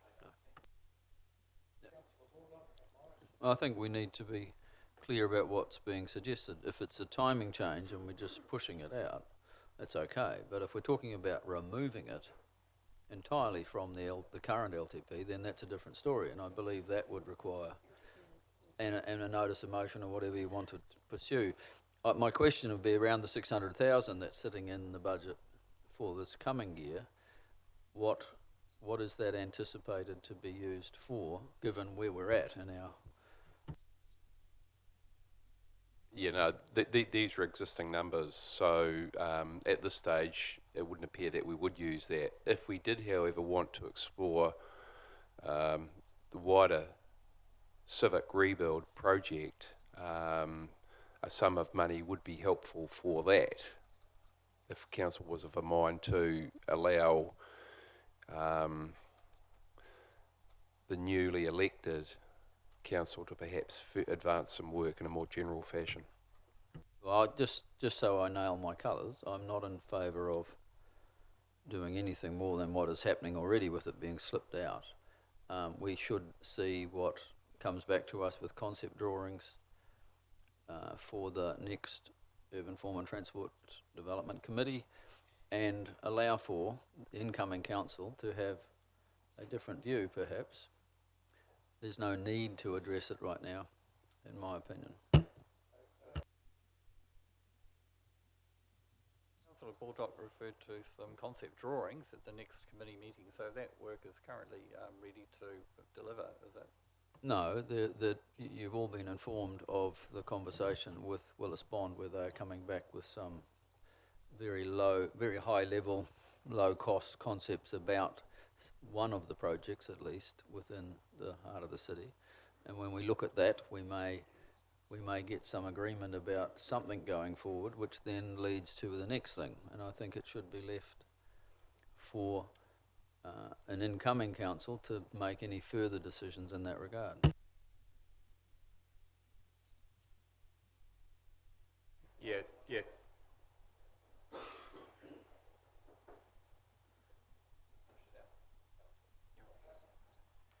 To clarify, it is to push it out. But the reason for pushing it out is to consider where we are in the current process. We're a long way down a process, and for those of the public who perhaps are not familiar with some aspects of report DC 97, reported at the last very well chaired Project Services and Operations Committee meeting, which went beyond the 8-hour period, which is unfortunate for the public.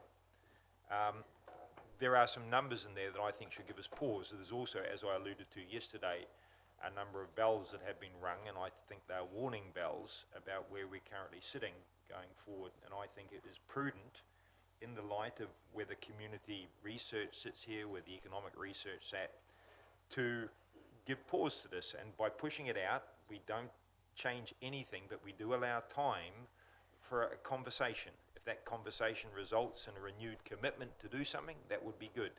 But at the moment, we are in a very different space than where we were a year ago. So what I'm asking for is it's pushed out. That lowers the burden on the incoming council. They have a budget then that's actually workable, because what we have to remember is the incoming council comes in with a budget we set, right? So rather than give them a budget which has items in it that they're not familiar with potentially, and given the campaign that 11 must go, and the headlines that the wonderful Bay of Plenty Times have been running for us for the last 2.5 years, there could be a new group of people in here which do need time to consider whether the decisions we've made they're comfortable with. So all I'm saying is let's push this project out, lower the burden on staff, lower the burden on the finances, and then consider it in the light of perhaps, I don't know, significantly increased costs for capital projects, because it's one of the bigger capital projects that are on our books. I will have to make a second comment on it, given Councillor Robson's second comment. It may not be 11 that go, but if only 3 went, there could be a very different view around the table, depending on which 3 it was. What we know, and I know Councillor Robson likes facts, what we know from a peer-reviewed analysis of the library building we currently have is that it has a limited life. That perhaps even this winter we may see leaking occurring again. There are things we have to address. We can't just dig our heads in the sand. We haven't been able to get agreement around this current table about this, and that's why it just keeps sliding. But those who think that that library can continue, that building can continue to serve, given all the factual information we have had to base our decisions on, I believe are not facing reality. And it needs to remain in there and allow it to be part of an incoming council's decision as to what they do. Well, just speaking to the Chief Executive, could you just mention that about the working up something to go in the resolution, if that's the general feeling, worth testing it anyway, about pushing it out anyway. So. Yeah, I think there seems to be general agreement that this will be pushed out, and so we'll put something on the whiteboard towards the end of the day that we believe will meet, I think, the desire of council through this process. Not everybody speaks about it. More often people speak if they really vehemently object. But a bit of a straw poll if you think this is worth pursuing. Okay, defer pushing it out. Yeah, want to look at that? So there are the numbers to do that. So the only way to decide is then to do that, put it forward at the end, and we'll have a vote on it.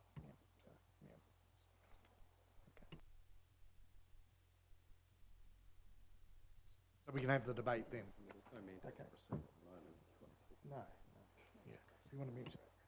No. Well, I guess my only comment would be is that I don't believe I or we as an organisation have a mandate to advance this at this point. So we won't be spending any money on it whilst this council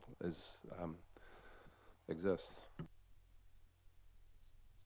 What's the $600,000 in this year's budget for?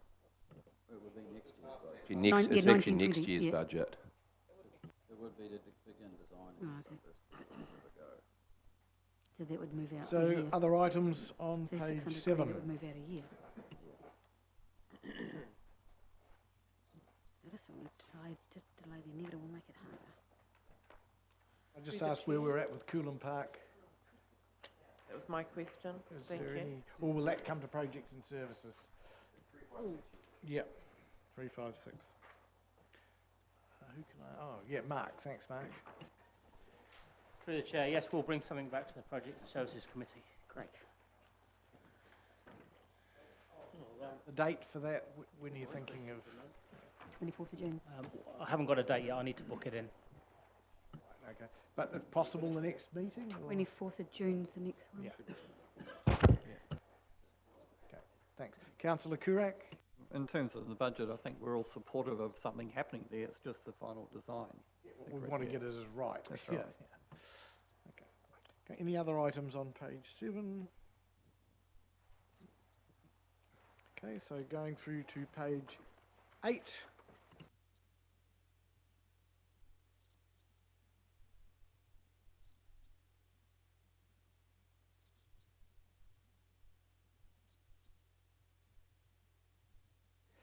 Just 365 Hastings Road upgrade. 365. That's the tail end of it, Christine, is it? Or seems to be the 400 and 500,000 seems a lot to be finishing that off.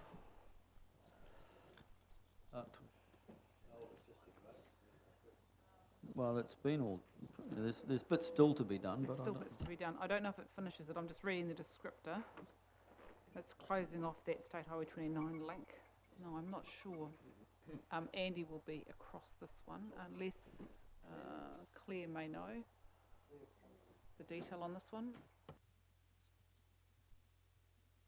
So through the chair, yes, as far as I'm aware, this is the last end of Hastings Road. So that's urbanisation, finishing off the footpaths, allowing for, I think there's another development block slightly further up on all of those sorts of things. So it's at an advanced detailed design stage, and it's finishing off that piece of work that was started some years ago.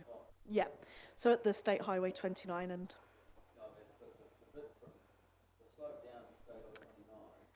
where it was closed off has pretty much been done, but there is still up the top there a little bit, perhaps. That's what it refers to. yes.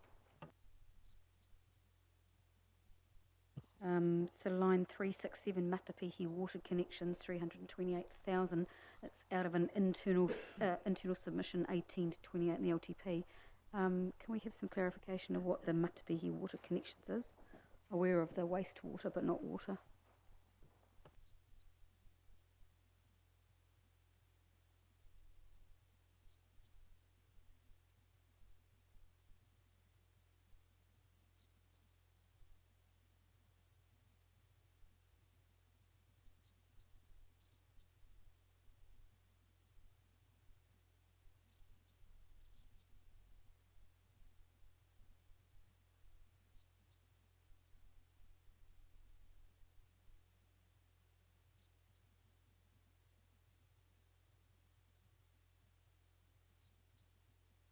Sorry, the southern funding source is a Southern Pipeline. It's an internal submission, 328 Matapihi water connections.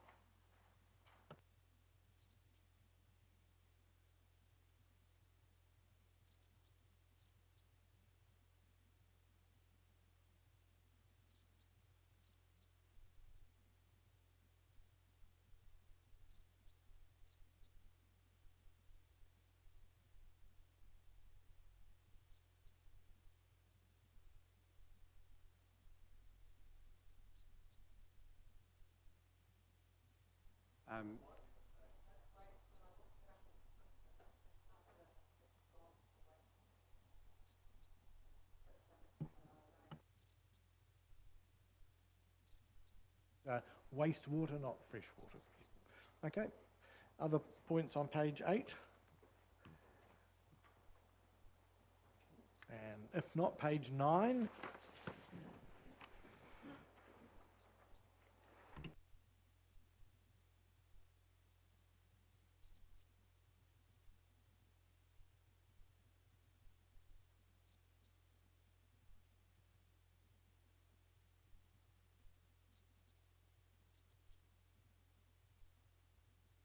The chair on Gargan Road, what is it, 387? Gargan Road widening land purchase. Is anybody able to enlighten us what's going to happen with Gargan Road there? That portion going up to the State Highway from the industrial road that's existing? Martin or Claire? Thanks. So through the chair, as part of the structure plan for the Tauriko business estate, the agreement with NZTA was to pretty much close that intersection with State Highway 29. The reason for that being that we didn't want all of the traffic that comes through the Tauriko business estate to be able to shortcut to 29 through an intersection that has an extremely poor safety record. That safety record has improved slightly over the last few years with the right turn bay that NZTA put in around 2013, I think, maybe 2012, where they removed that uphill passing lane where people were being rear-ended. But it still has very poor sight lines, and it's not appropriate for heavy vehicles coming out of that intersection. So the idea being that they're routed through the business estate, which is designed for that kind of traffic. Claire, just further to that, before I go back to you, Councillor Moy, wasn't it a result of an Environment Court ruling that was to be the case? I think it was through the resource consent and the plan change for the structure plan. So yes, it would have gone through hearings. So this improvement is for Gargan Road from the industrial estate up to the main highway, but not connecting? No, it's in the opposite direction. So it's the piece from Tarakura Drive that goes up onto the plateau. Okay. So that's a reimbursement from us to the Tauriko business estate for the widening over what's required for their development. So we have an agreed value with them for land purchase for the overs on those sort of collector road standards. That explains it, because the road up there looks like it's all already been done here. Thank you. Councillor Kurak, is this the same topic? Same topic. Yes, so I've got Councillor Kurak, Baldock, Mason and Brown. I'm not 100% aware of the requirements of that resource consent, but if it didn't specify full closure, has transportation considered a left in, left out for cars only? You mentioned it's dangerous for heavy vehicles, but what about cars left in, left out in terms of optimising the network? If you can, look, it's just investigate if possible. Yeah. I believe the full closure was a condition of the resource consent, and there are still visibility issues for people turning left in. For people turning left out. So that would have been a consideration at that time. The Baldock, Brown and Mason. Yeah, I have sympathy with the idea that a left in or a left out really is the thing you could have perhaps still had open. But given our complications of negotiations with NZTA over that Tauriko bit, it's unlikely that they're going to be receptive to some temporary thing that goes. Yes, and so this wider network is being looked at through the development of the structure plan for Tauriko West and the Tauriko for Tomorrow type work and the business cases that are underway with NZTA at this point in time. So.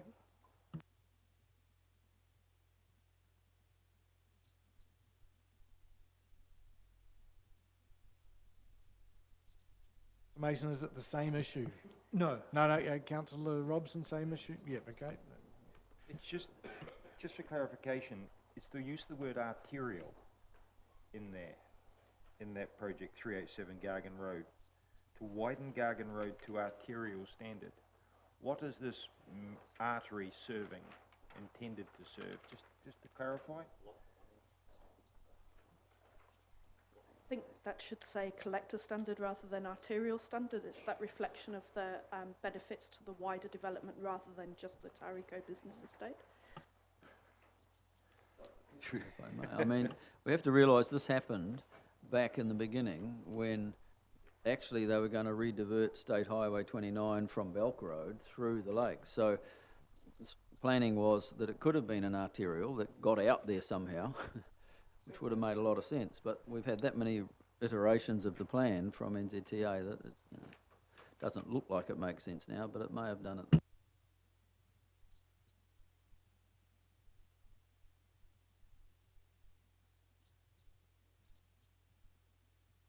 Thanks.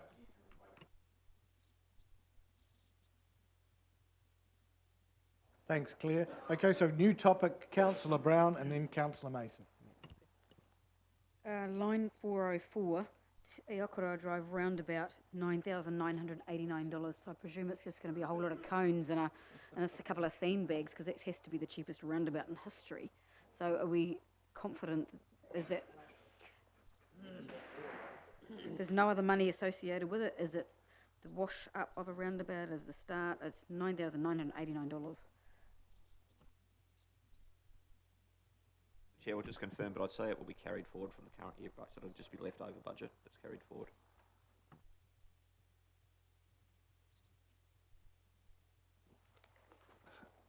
I hope you'll forgive my very, very rough figures, but it seems to me, and this is, I guess, a question to Christine,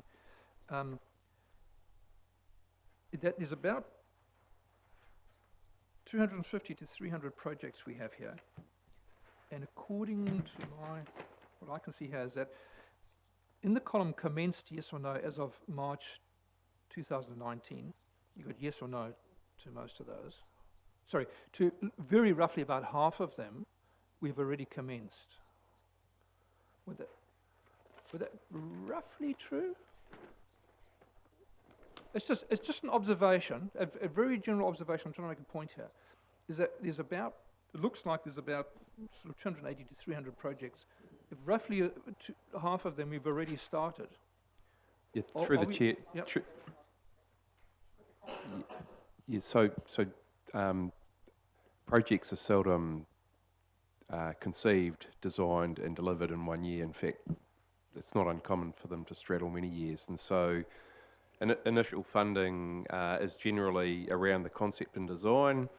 Next year, obviously, some sort of delivery, and it may be that that delivery goes for several years. So I would have thought that at least half of these are at least committed in some way, albeit potentially just a design level. An interesting observation perhaps about our process, and talk about the incoming council, perhaps wanting to change the world. If there's perhaps 300 projects here, and over them half of them are started, they're in the middle of a river of projects, and it's just an interesting, how many things can you change? How many will go right, will go wrong? It's just a general philosophical statement. Really. Absolutely, there is always a pipeline of projects. Many of these, as you can see, are related to growth. So those growth areas have been identified well in advance, and what we're trying to do is to get as best we can the timing right to align with growth actually rolling out, not over-investing and not under-investing. It's a fine balance, and you never get it exactly right. Page 10.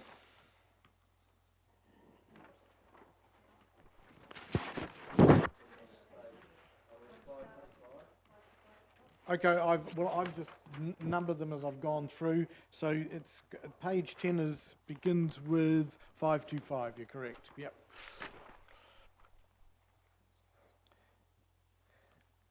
Yeah, Councillor Brown. So a conversation yesterday, the tsunami safe locations, the VES are on pause. Does that mean pause from 22 onwards, or does the 22 reflect the pause already for the vertical evacuation structures, particularly Papamoa East? Reflects the pause, so it was earlier, it's been pushed out.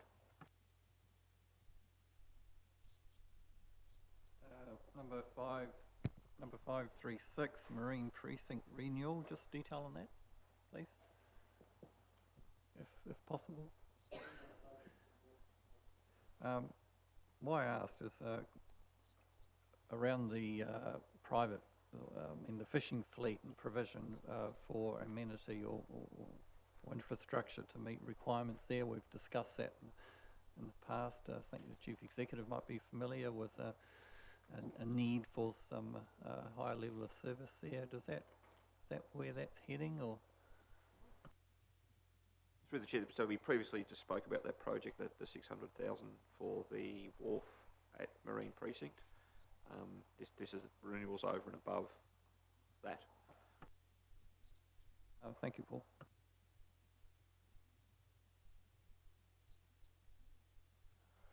Through the chair, the 525, the resilience study, this is for, in particular, Chapel Street. There's 500,000 there, but I would imagine the resilience study around the city, I'd like to see possibly what that total figure comes to, because there'll be, for example, the Harini Bridge is another one that I'm aware of, and there'll be other studies around the city in terms of resilience, so it'd be interesting to see the total figure there. That to you separately, so there is an overall budget for resilience planning where they are working on particular projects. They generally capitalise to a particular project, like the Turret Road work and Chapel Street. There is also some more broader work looking across a number of our infrastructure asset areas where we know we've got resilience risk, and they've been funded out of the OPEX budget. I'm just looking at Jeremy because he's been looking after that, but I'm sure that's been funded out of the OPEX budget, with the intention that the findings from that will come back and be an input into your next LTP decisions. But we can bring you an overall summary through PSOC or something if you like, if that's helpful. Good, because I think the study's one thing, but also any implementation. So in the LTP there are a series of holding capital budgets, quite significant, multi-millions, but we left them there as holding budgets knowing that there would be some resilience investment required, but not knowing yet what it would be. So they are sitting there as holding sums all beyond year 3, with the intention that the technical work would be happening in the first 3 years of the LTP, and then through the next LTP you'll choose how and when and if you want to spend that money, and unless there is some money retained in the budget to do that. So that's where you'll make the calls about those. Okay. Thank you. I guess this question's to Paul, I think. Line 576, Bay Venues, New Capital, is then 2 lines down, or 2 rows down, is offset exactly. Can you just explain that, please, given that the description on line 579 says adjust capital expenditure for the year, which is 1 year, and yet it's got all of those years minus. So can you just explain, please? Through the chair, yes, I would disregard that description that says the capital delivery comment. I don't know, it's not applicable to that. It is reflective of the way we account for bay venues in terms of putting the capital through the long-term plan, so there's visibility of that. But then it's adjusted through an investment line to bay venues and not included within our list of capital projects. So it's just the way we actually account for that to ensure that we actually get the debt consolidated in our accounts. Yep. Yeah, well, it's similar that we would like to avoid someone picking up on one line and saying, you know, we're injecting another 3 million into bay venues because of some, you know, that's what we need to be careful of.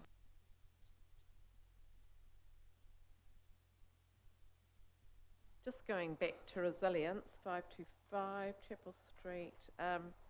My concern is we spend a lot of money on consultants, and if we're looking at strengthening Chapel Street, why don't we just get a quote to strengthen it to the proper requirement and do that? I'm just concerned we're going to be spending potentially millions on planners and consultants to give us reports, and as we have done in the past, and I'd like to see us perhaps move to more practical ways of getting better value for ratepayer money by doing things rather than too much hooey, doey rather than hooey.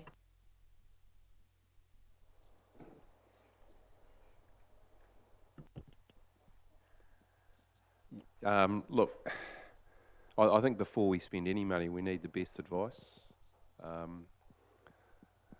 Otherwise, I think we end up in a situation, it's not uncommon that everyone has a view on what needs to be done and when and how and by who. And I think unless we are guided by professionals, we run the risk of actually wasting a lot more money than we currently spend on the preliminary work.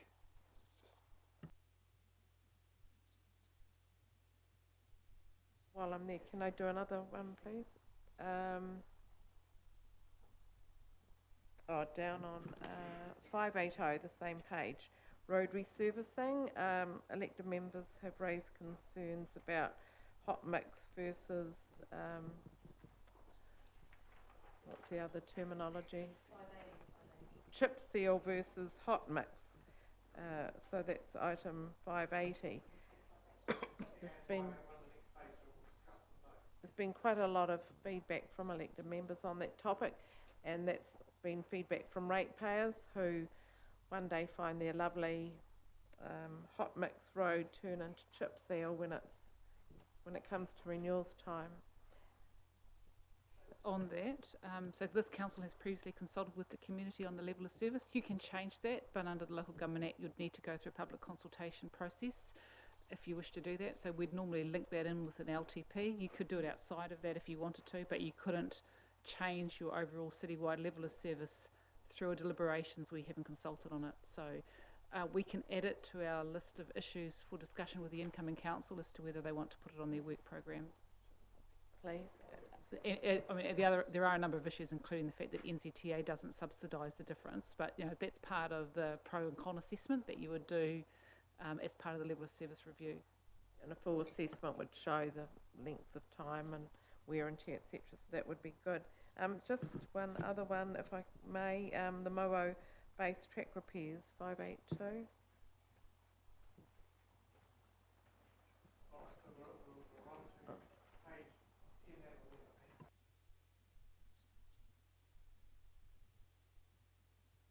Other comments about the resealing topic. Yeah, so we'll go on to Moa base track repairs for Councillor Stewart, and then I will allow, I think we need more discussion on the sealing. Thanks, Mark.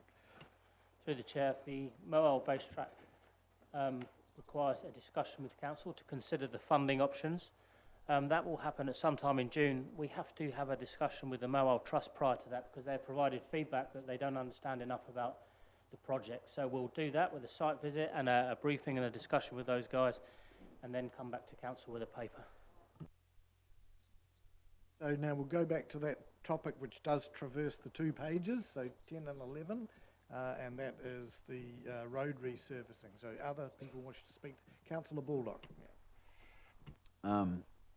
At the time when the council made the decision, I didn't believe financially it stacked up that it was a saving to go to chip seal when you looked at the length of time hot mix lasts, particularly in cul-de-sacs and so on. But the distorting factor was that the government had said they wouldn't subsidise if we stuck with like for like. That's the point that has to be made, that I still would think the communities, especially those that have experienced the change, would be interested in us revisiting the decision, but it would have to be in line with the fact that you're not going to be making a financial comparison like for like, because you're not going to get that subsidy which we do normally for any normal resurfacing now with chip seal. Am I correct in that analysis? And that's the problem. I'm not one to always complain about the government, but you know, they did it to us really by saying they would no longer subsidise, pay the normal FAR rate for a like-for-like thing with chip seal and with hot mix. Can I just add something through the chair, is that also the cost difference between a chip seal per square metre rate to hot mix it's 4 times more expensive per square metre to provide hot mix. But I factored that in back then because you can, on a cul-de-sac, you can get, 20 years out of hot mix as opposed to redoing it with chip seal 3 or 4 times, in my opinion. Well, we have chip seal services in cul-de-sacs that have lasted 17 years. So, it's horses for courses, really. Morris? Yeah, there's beyond the subsidy and the financial considerations, there are other considerations around equity, such as I'm thinking people on the beachfront side of Papamoa Beach Road that have chip seal. They pay 1/3 to twice as much rates as I do. They have probably 20 times as much traffic as I do. And if we switched back to like for like, they would be paying for hot mix outside my house, and they would be getting chip seal out theirs when they have a much higher volume of traffic, and certainly they pay more rates as well. So, yeah, it is complicated. Any more on that topic, and then we'll go to the rest of page 11. Yeah. Councillor Robson. This is one of those classic situations where there is a service thing outside the budget thing, but in seeking some sort of factual base, is it possible for NZTA to provide us with their analysis of the relative cost benefit of these things? Is there some paper? I know we have our own, if you go hot mix versus chip seal, Tauranga City Council has got an informative little page which sort of explains why we do what we do. But it always seems to come back to this discussion at one level around cost. And is it just possible to get a fact sheet from NZTA, independent of all the experts in the chamber, of which we have at least 11 elected ones? Is that just possible, just to get us that base case information so we can move the conversation forward to an LOS issue rather than a... I'm not aware that such an NZTA fact sheet does exist, but when we did the level of service issues paper, and Jeremy may remember, my recollection of the time is we did quite a lot of work on the assessment of pros and cons, and I think we ran that document past NZTA for their input. He's nodding, and they agree that it was factually correct. So we can recirculate that. I mean, the cost numbers will be out of date from market, but the substantive principle issues wouldn't have changed. Just to add to Christine's comments, there's a road efficiency group that sits across road controlling authorities in New Zealand, and they've done a fair bit of work in this space as well. We might be able to drag some information out of that group.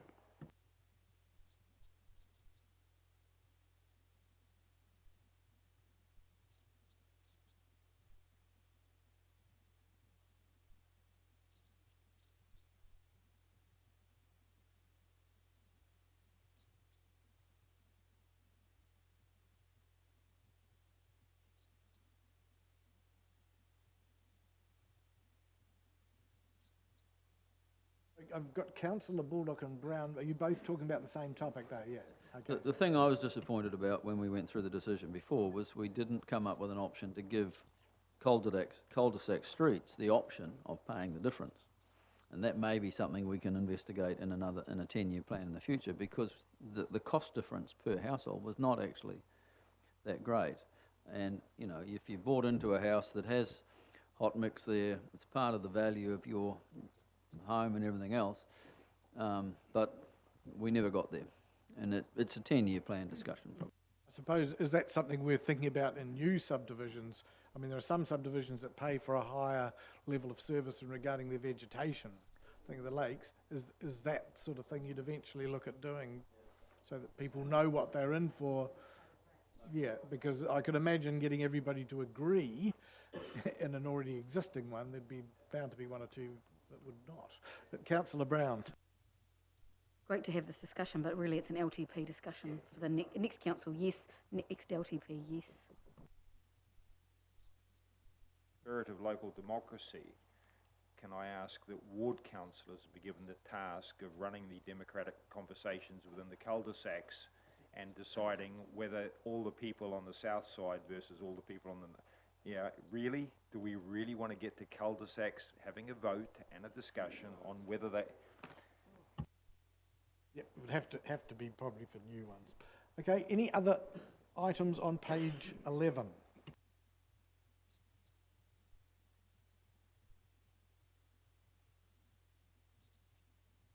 Page 12 as well.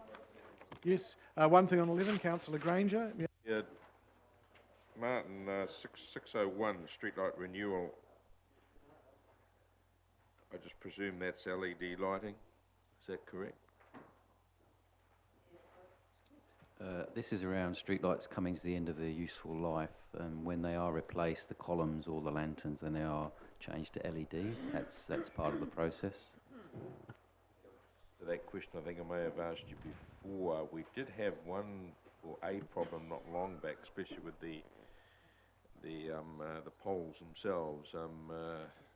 With these people that walk around Welcome Bay with their dogs that allow them to urinate over the bases of these poles and causes major problems. Has that been sorted? It's just that I see some of the later ones going in. I think they're having a few hassles as well. I do remember the dog pee conversation quite well.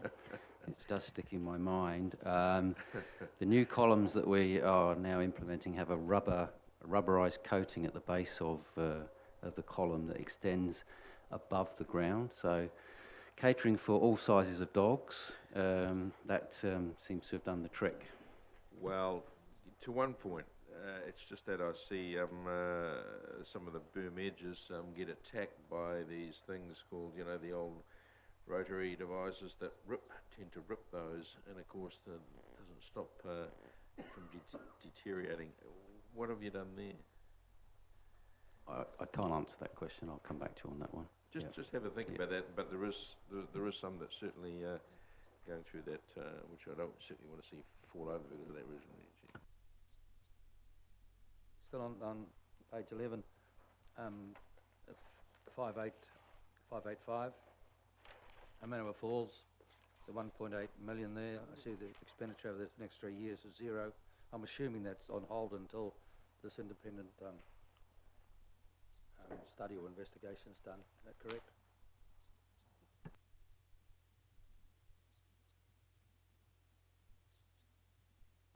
Through the chair, yes, a review of,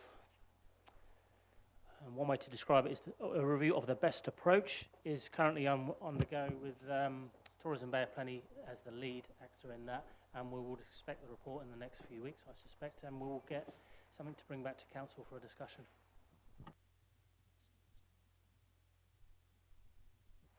Thank you very much. Row 623 relates to... Is that... Oh, sorry, am I on the right page? We've gone on to page 12, so okay, we went back, but just wanted to... So row 623 relates to some housing action, bulk funding proposal. It looks like if there's no actual capital spend here, it looks like it should be more OPEX. Can someone explain why it's in CapEx rather than OPEX?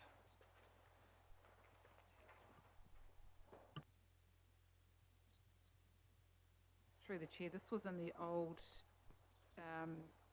area. So before housing was split across 3 areas, the growth team, the strategy team, and the community development team.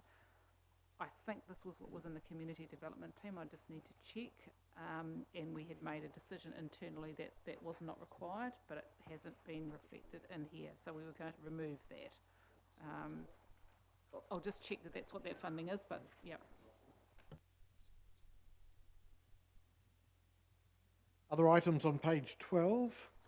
I did have one with historic village restorations, which is the amount there, but if you look on the previous page, you've got historic village renewals. So to be able to get a true indication of the costs going into any one particular area, you have to add different bits and pieces from all over the budget in order, would that be correct, to get an idea of what we're spending in a particular area? So sometimes you can think, oh, we're not spending a lot on that, but if you add up the various projects in it, it comes up to quite a bit.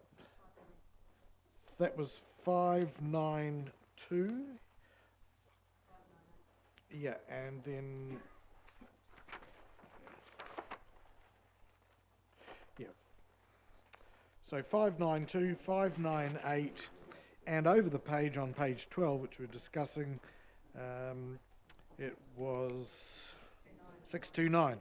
Yeah, so you've got to really add all that to get a bit of a picture, and there probably could be more as well.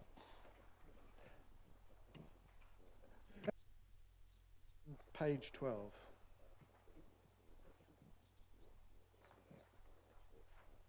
Okay, so going on to page 13.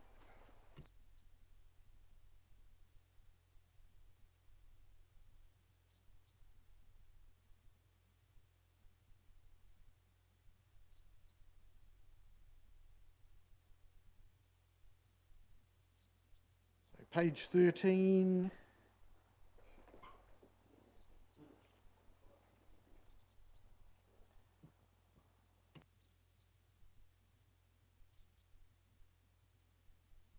Page 14.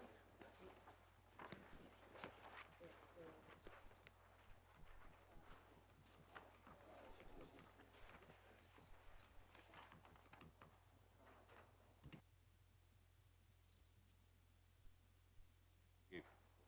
677 right through to 699. Simple little question, renewals.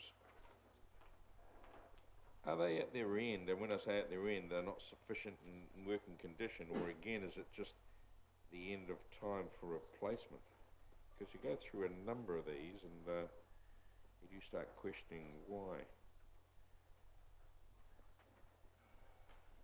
That's 677. 677. That relates to Bay Court equipment, but are you talking about all the renewals from Well, there? it's all of the renewals, just in general from 677 to 699, you know. That So you're wanting to make sure that it isn't like a book, in other words, oh, it says in the book we should renew it, but in fact, is that what the question is? That's exactly what I'm referring to. In other words, can we squeeze the lemon a little further? And some of these renewals that I see from time to time, personally, I don't think they do need renewing. Well, Mark might be able to cast some light on that. Through the chair, the way renewals are, or the way TCC staff work through the renewals is that everything that is an asset that you can go and see and touch and can inspect is inspected for condition. They're graded between condition grade 1 and condition grade 5. 1 is virtually brand new, and 3 and 4 they need some maintenance, and condition grade 5 means it needs to be replaced. An asset might have a service life of, for example, 10 years, but if it's still in condition grade 3, it doesn't get replaced. So they're only replaced based on condition. We don't just pick an arbitrary number at the end of its financial service life. So each of these, you say that they go through some inspection. Yes.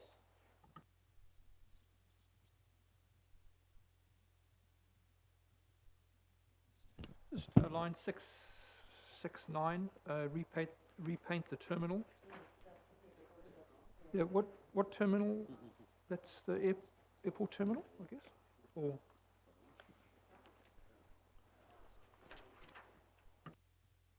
669.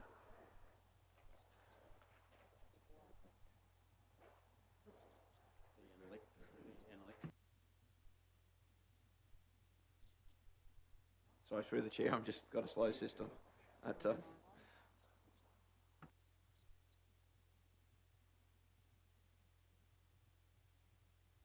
Yeah, it is the airport terminal. So this is ongoing regular painting work on the existing terminal. So. Well, could I ask another question? On the old part.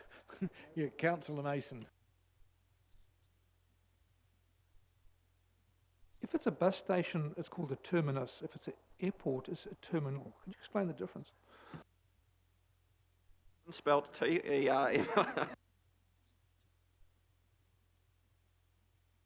It's called an election, it's a termination. But anyway.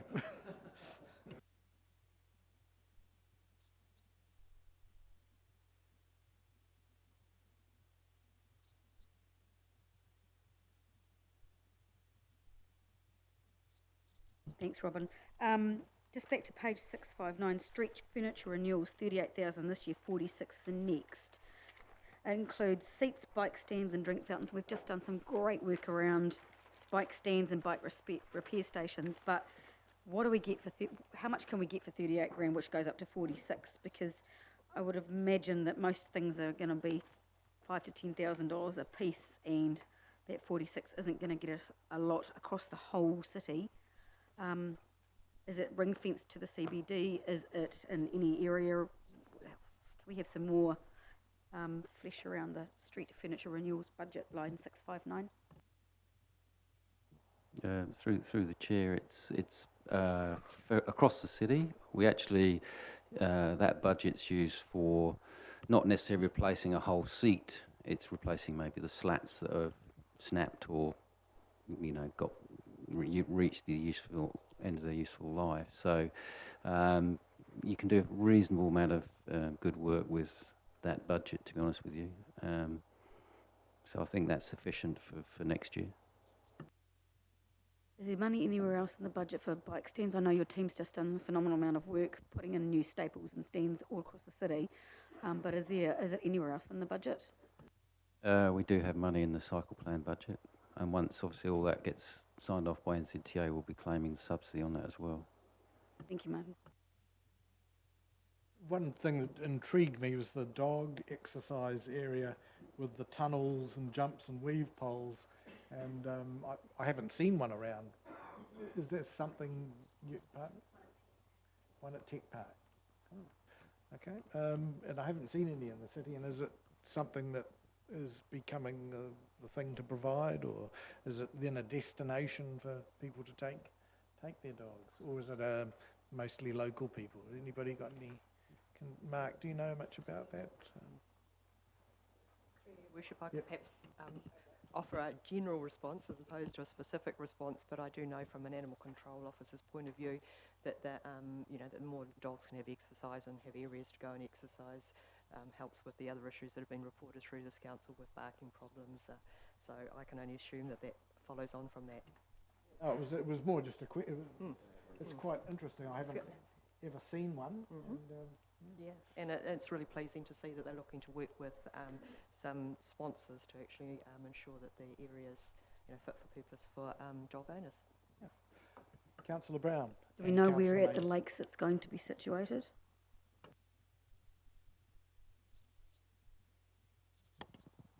Through the chair, we can find some further information out of it, but these things are reasonably common across the country and internationally. So, through the chair too, it helps the dog owner stay fit as well, because they basically have to do the same exercise almost.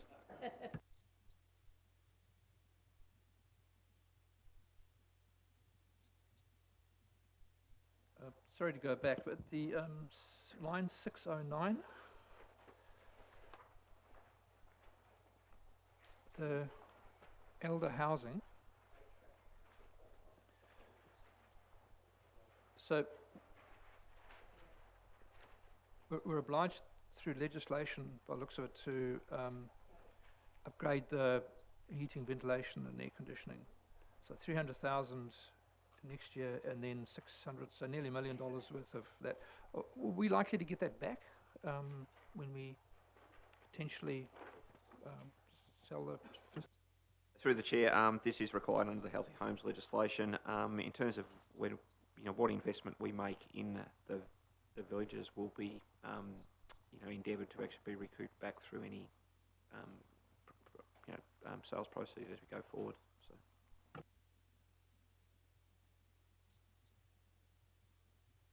Thank you.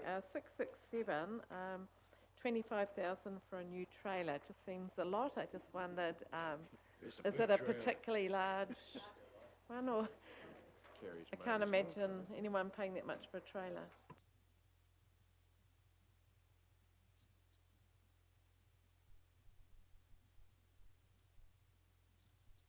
Number 667.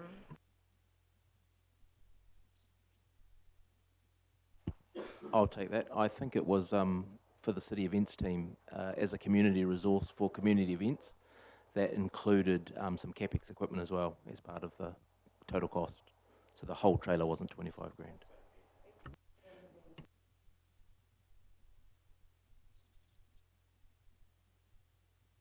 Getting back to page 14 and 15.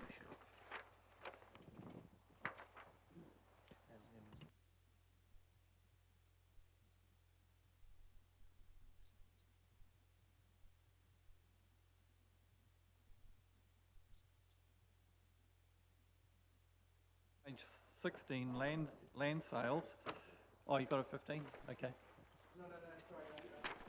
What we hadn't noticed was that we turn the page, there is that page 16, yeah. Okay. So, yeah. So, no, any of those pages, yeah. 2021 land sales of 48 million. Just some detail on that.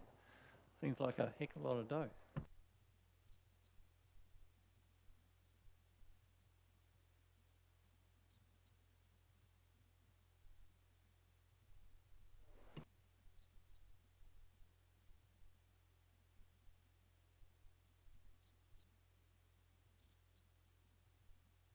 Will be a component of it, but it still is quite a large number, so I'll just get a breakdown. Come back. So any other items, 14, 15 or 16?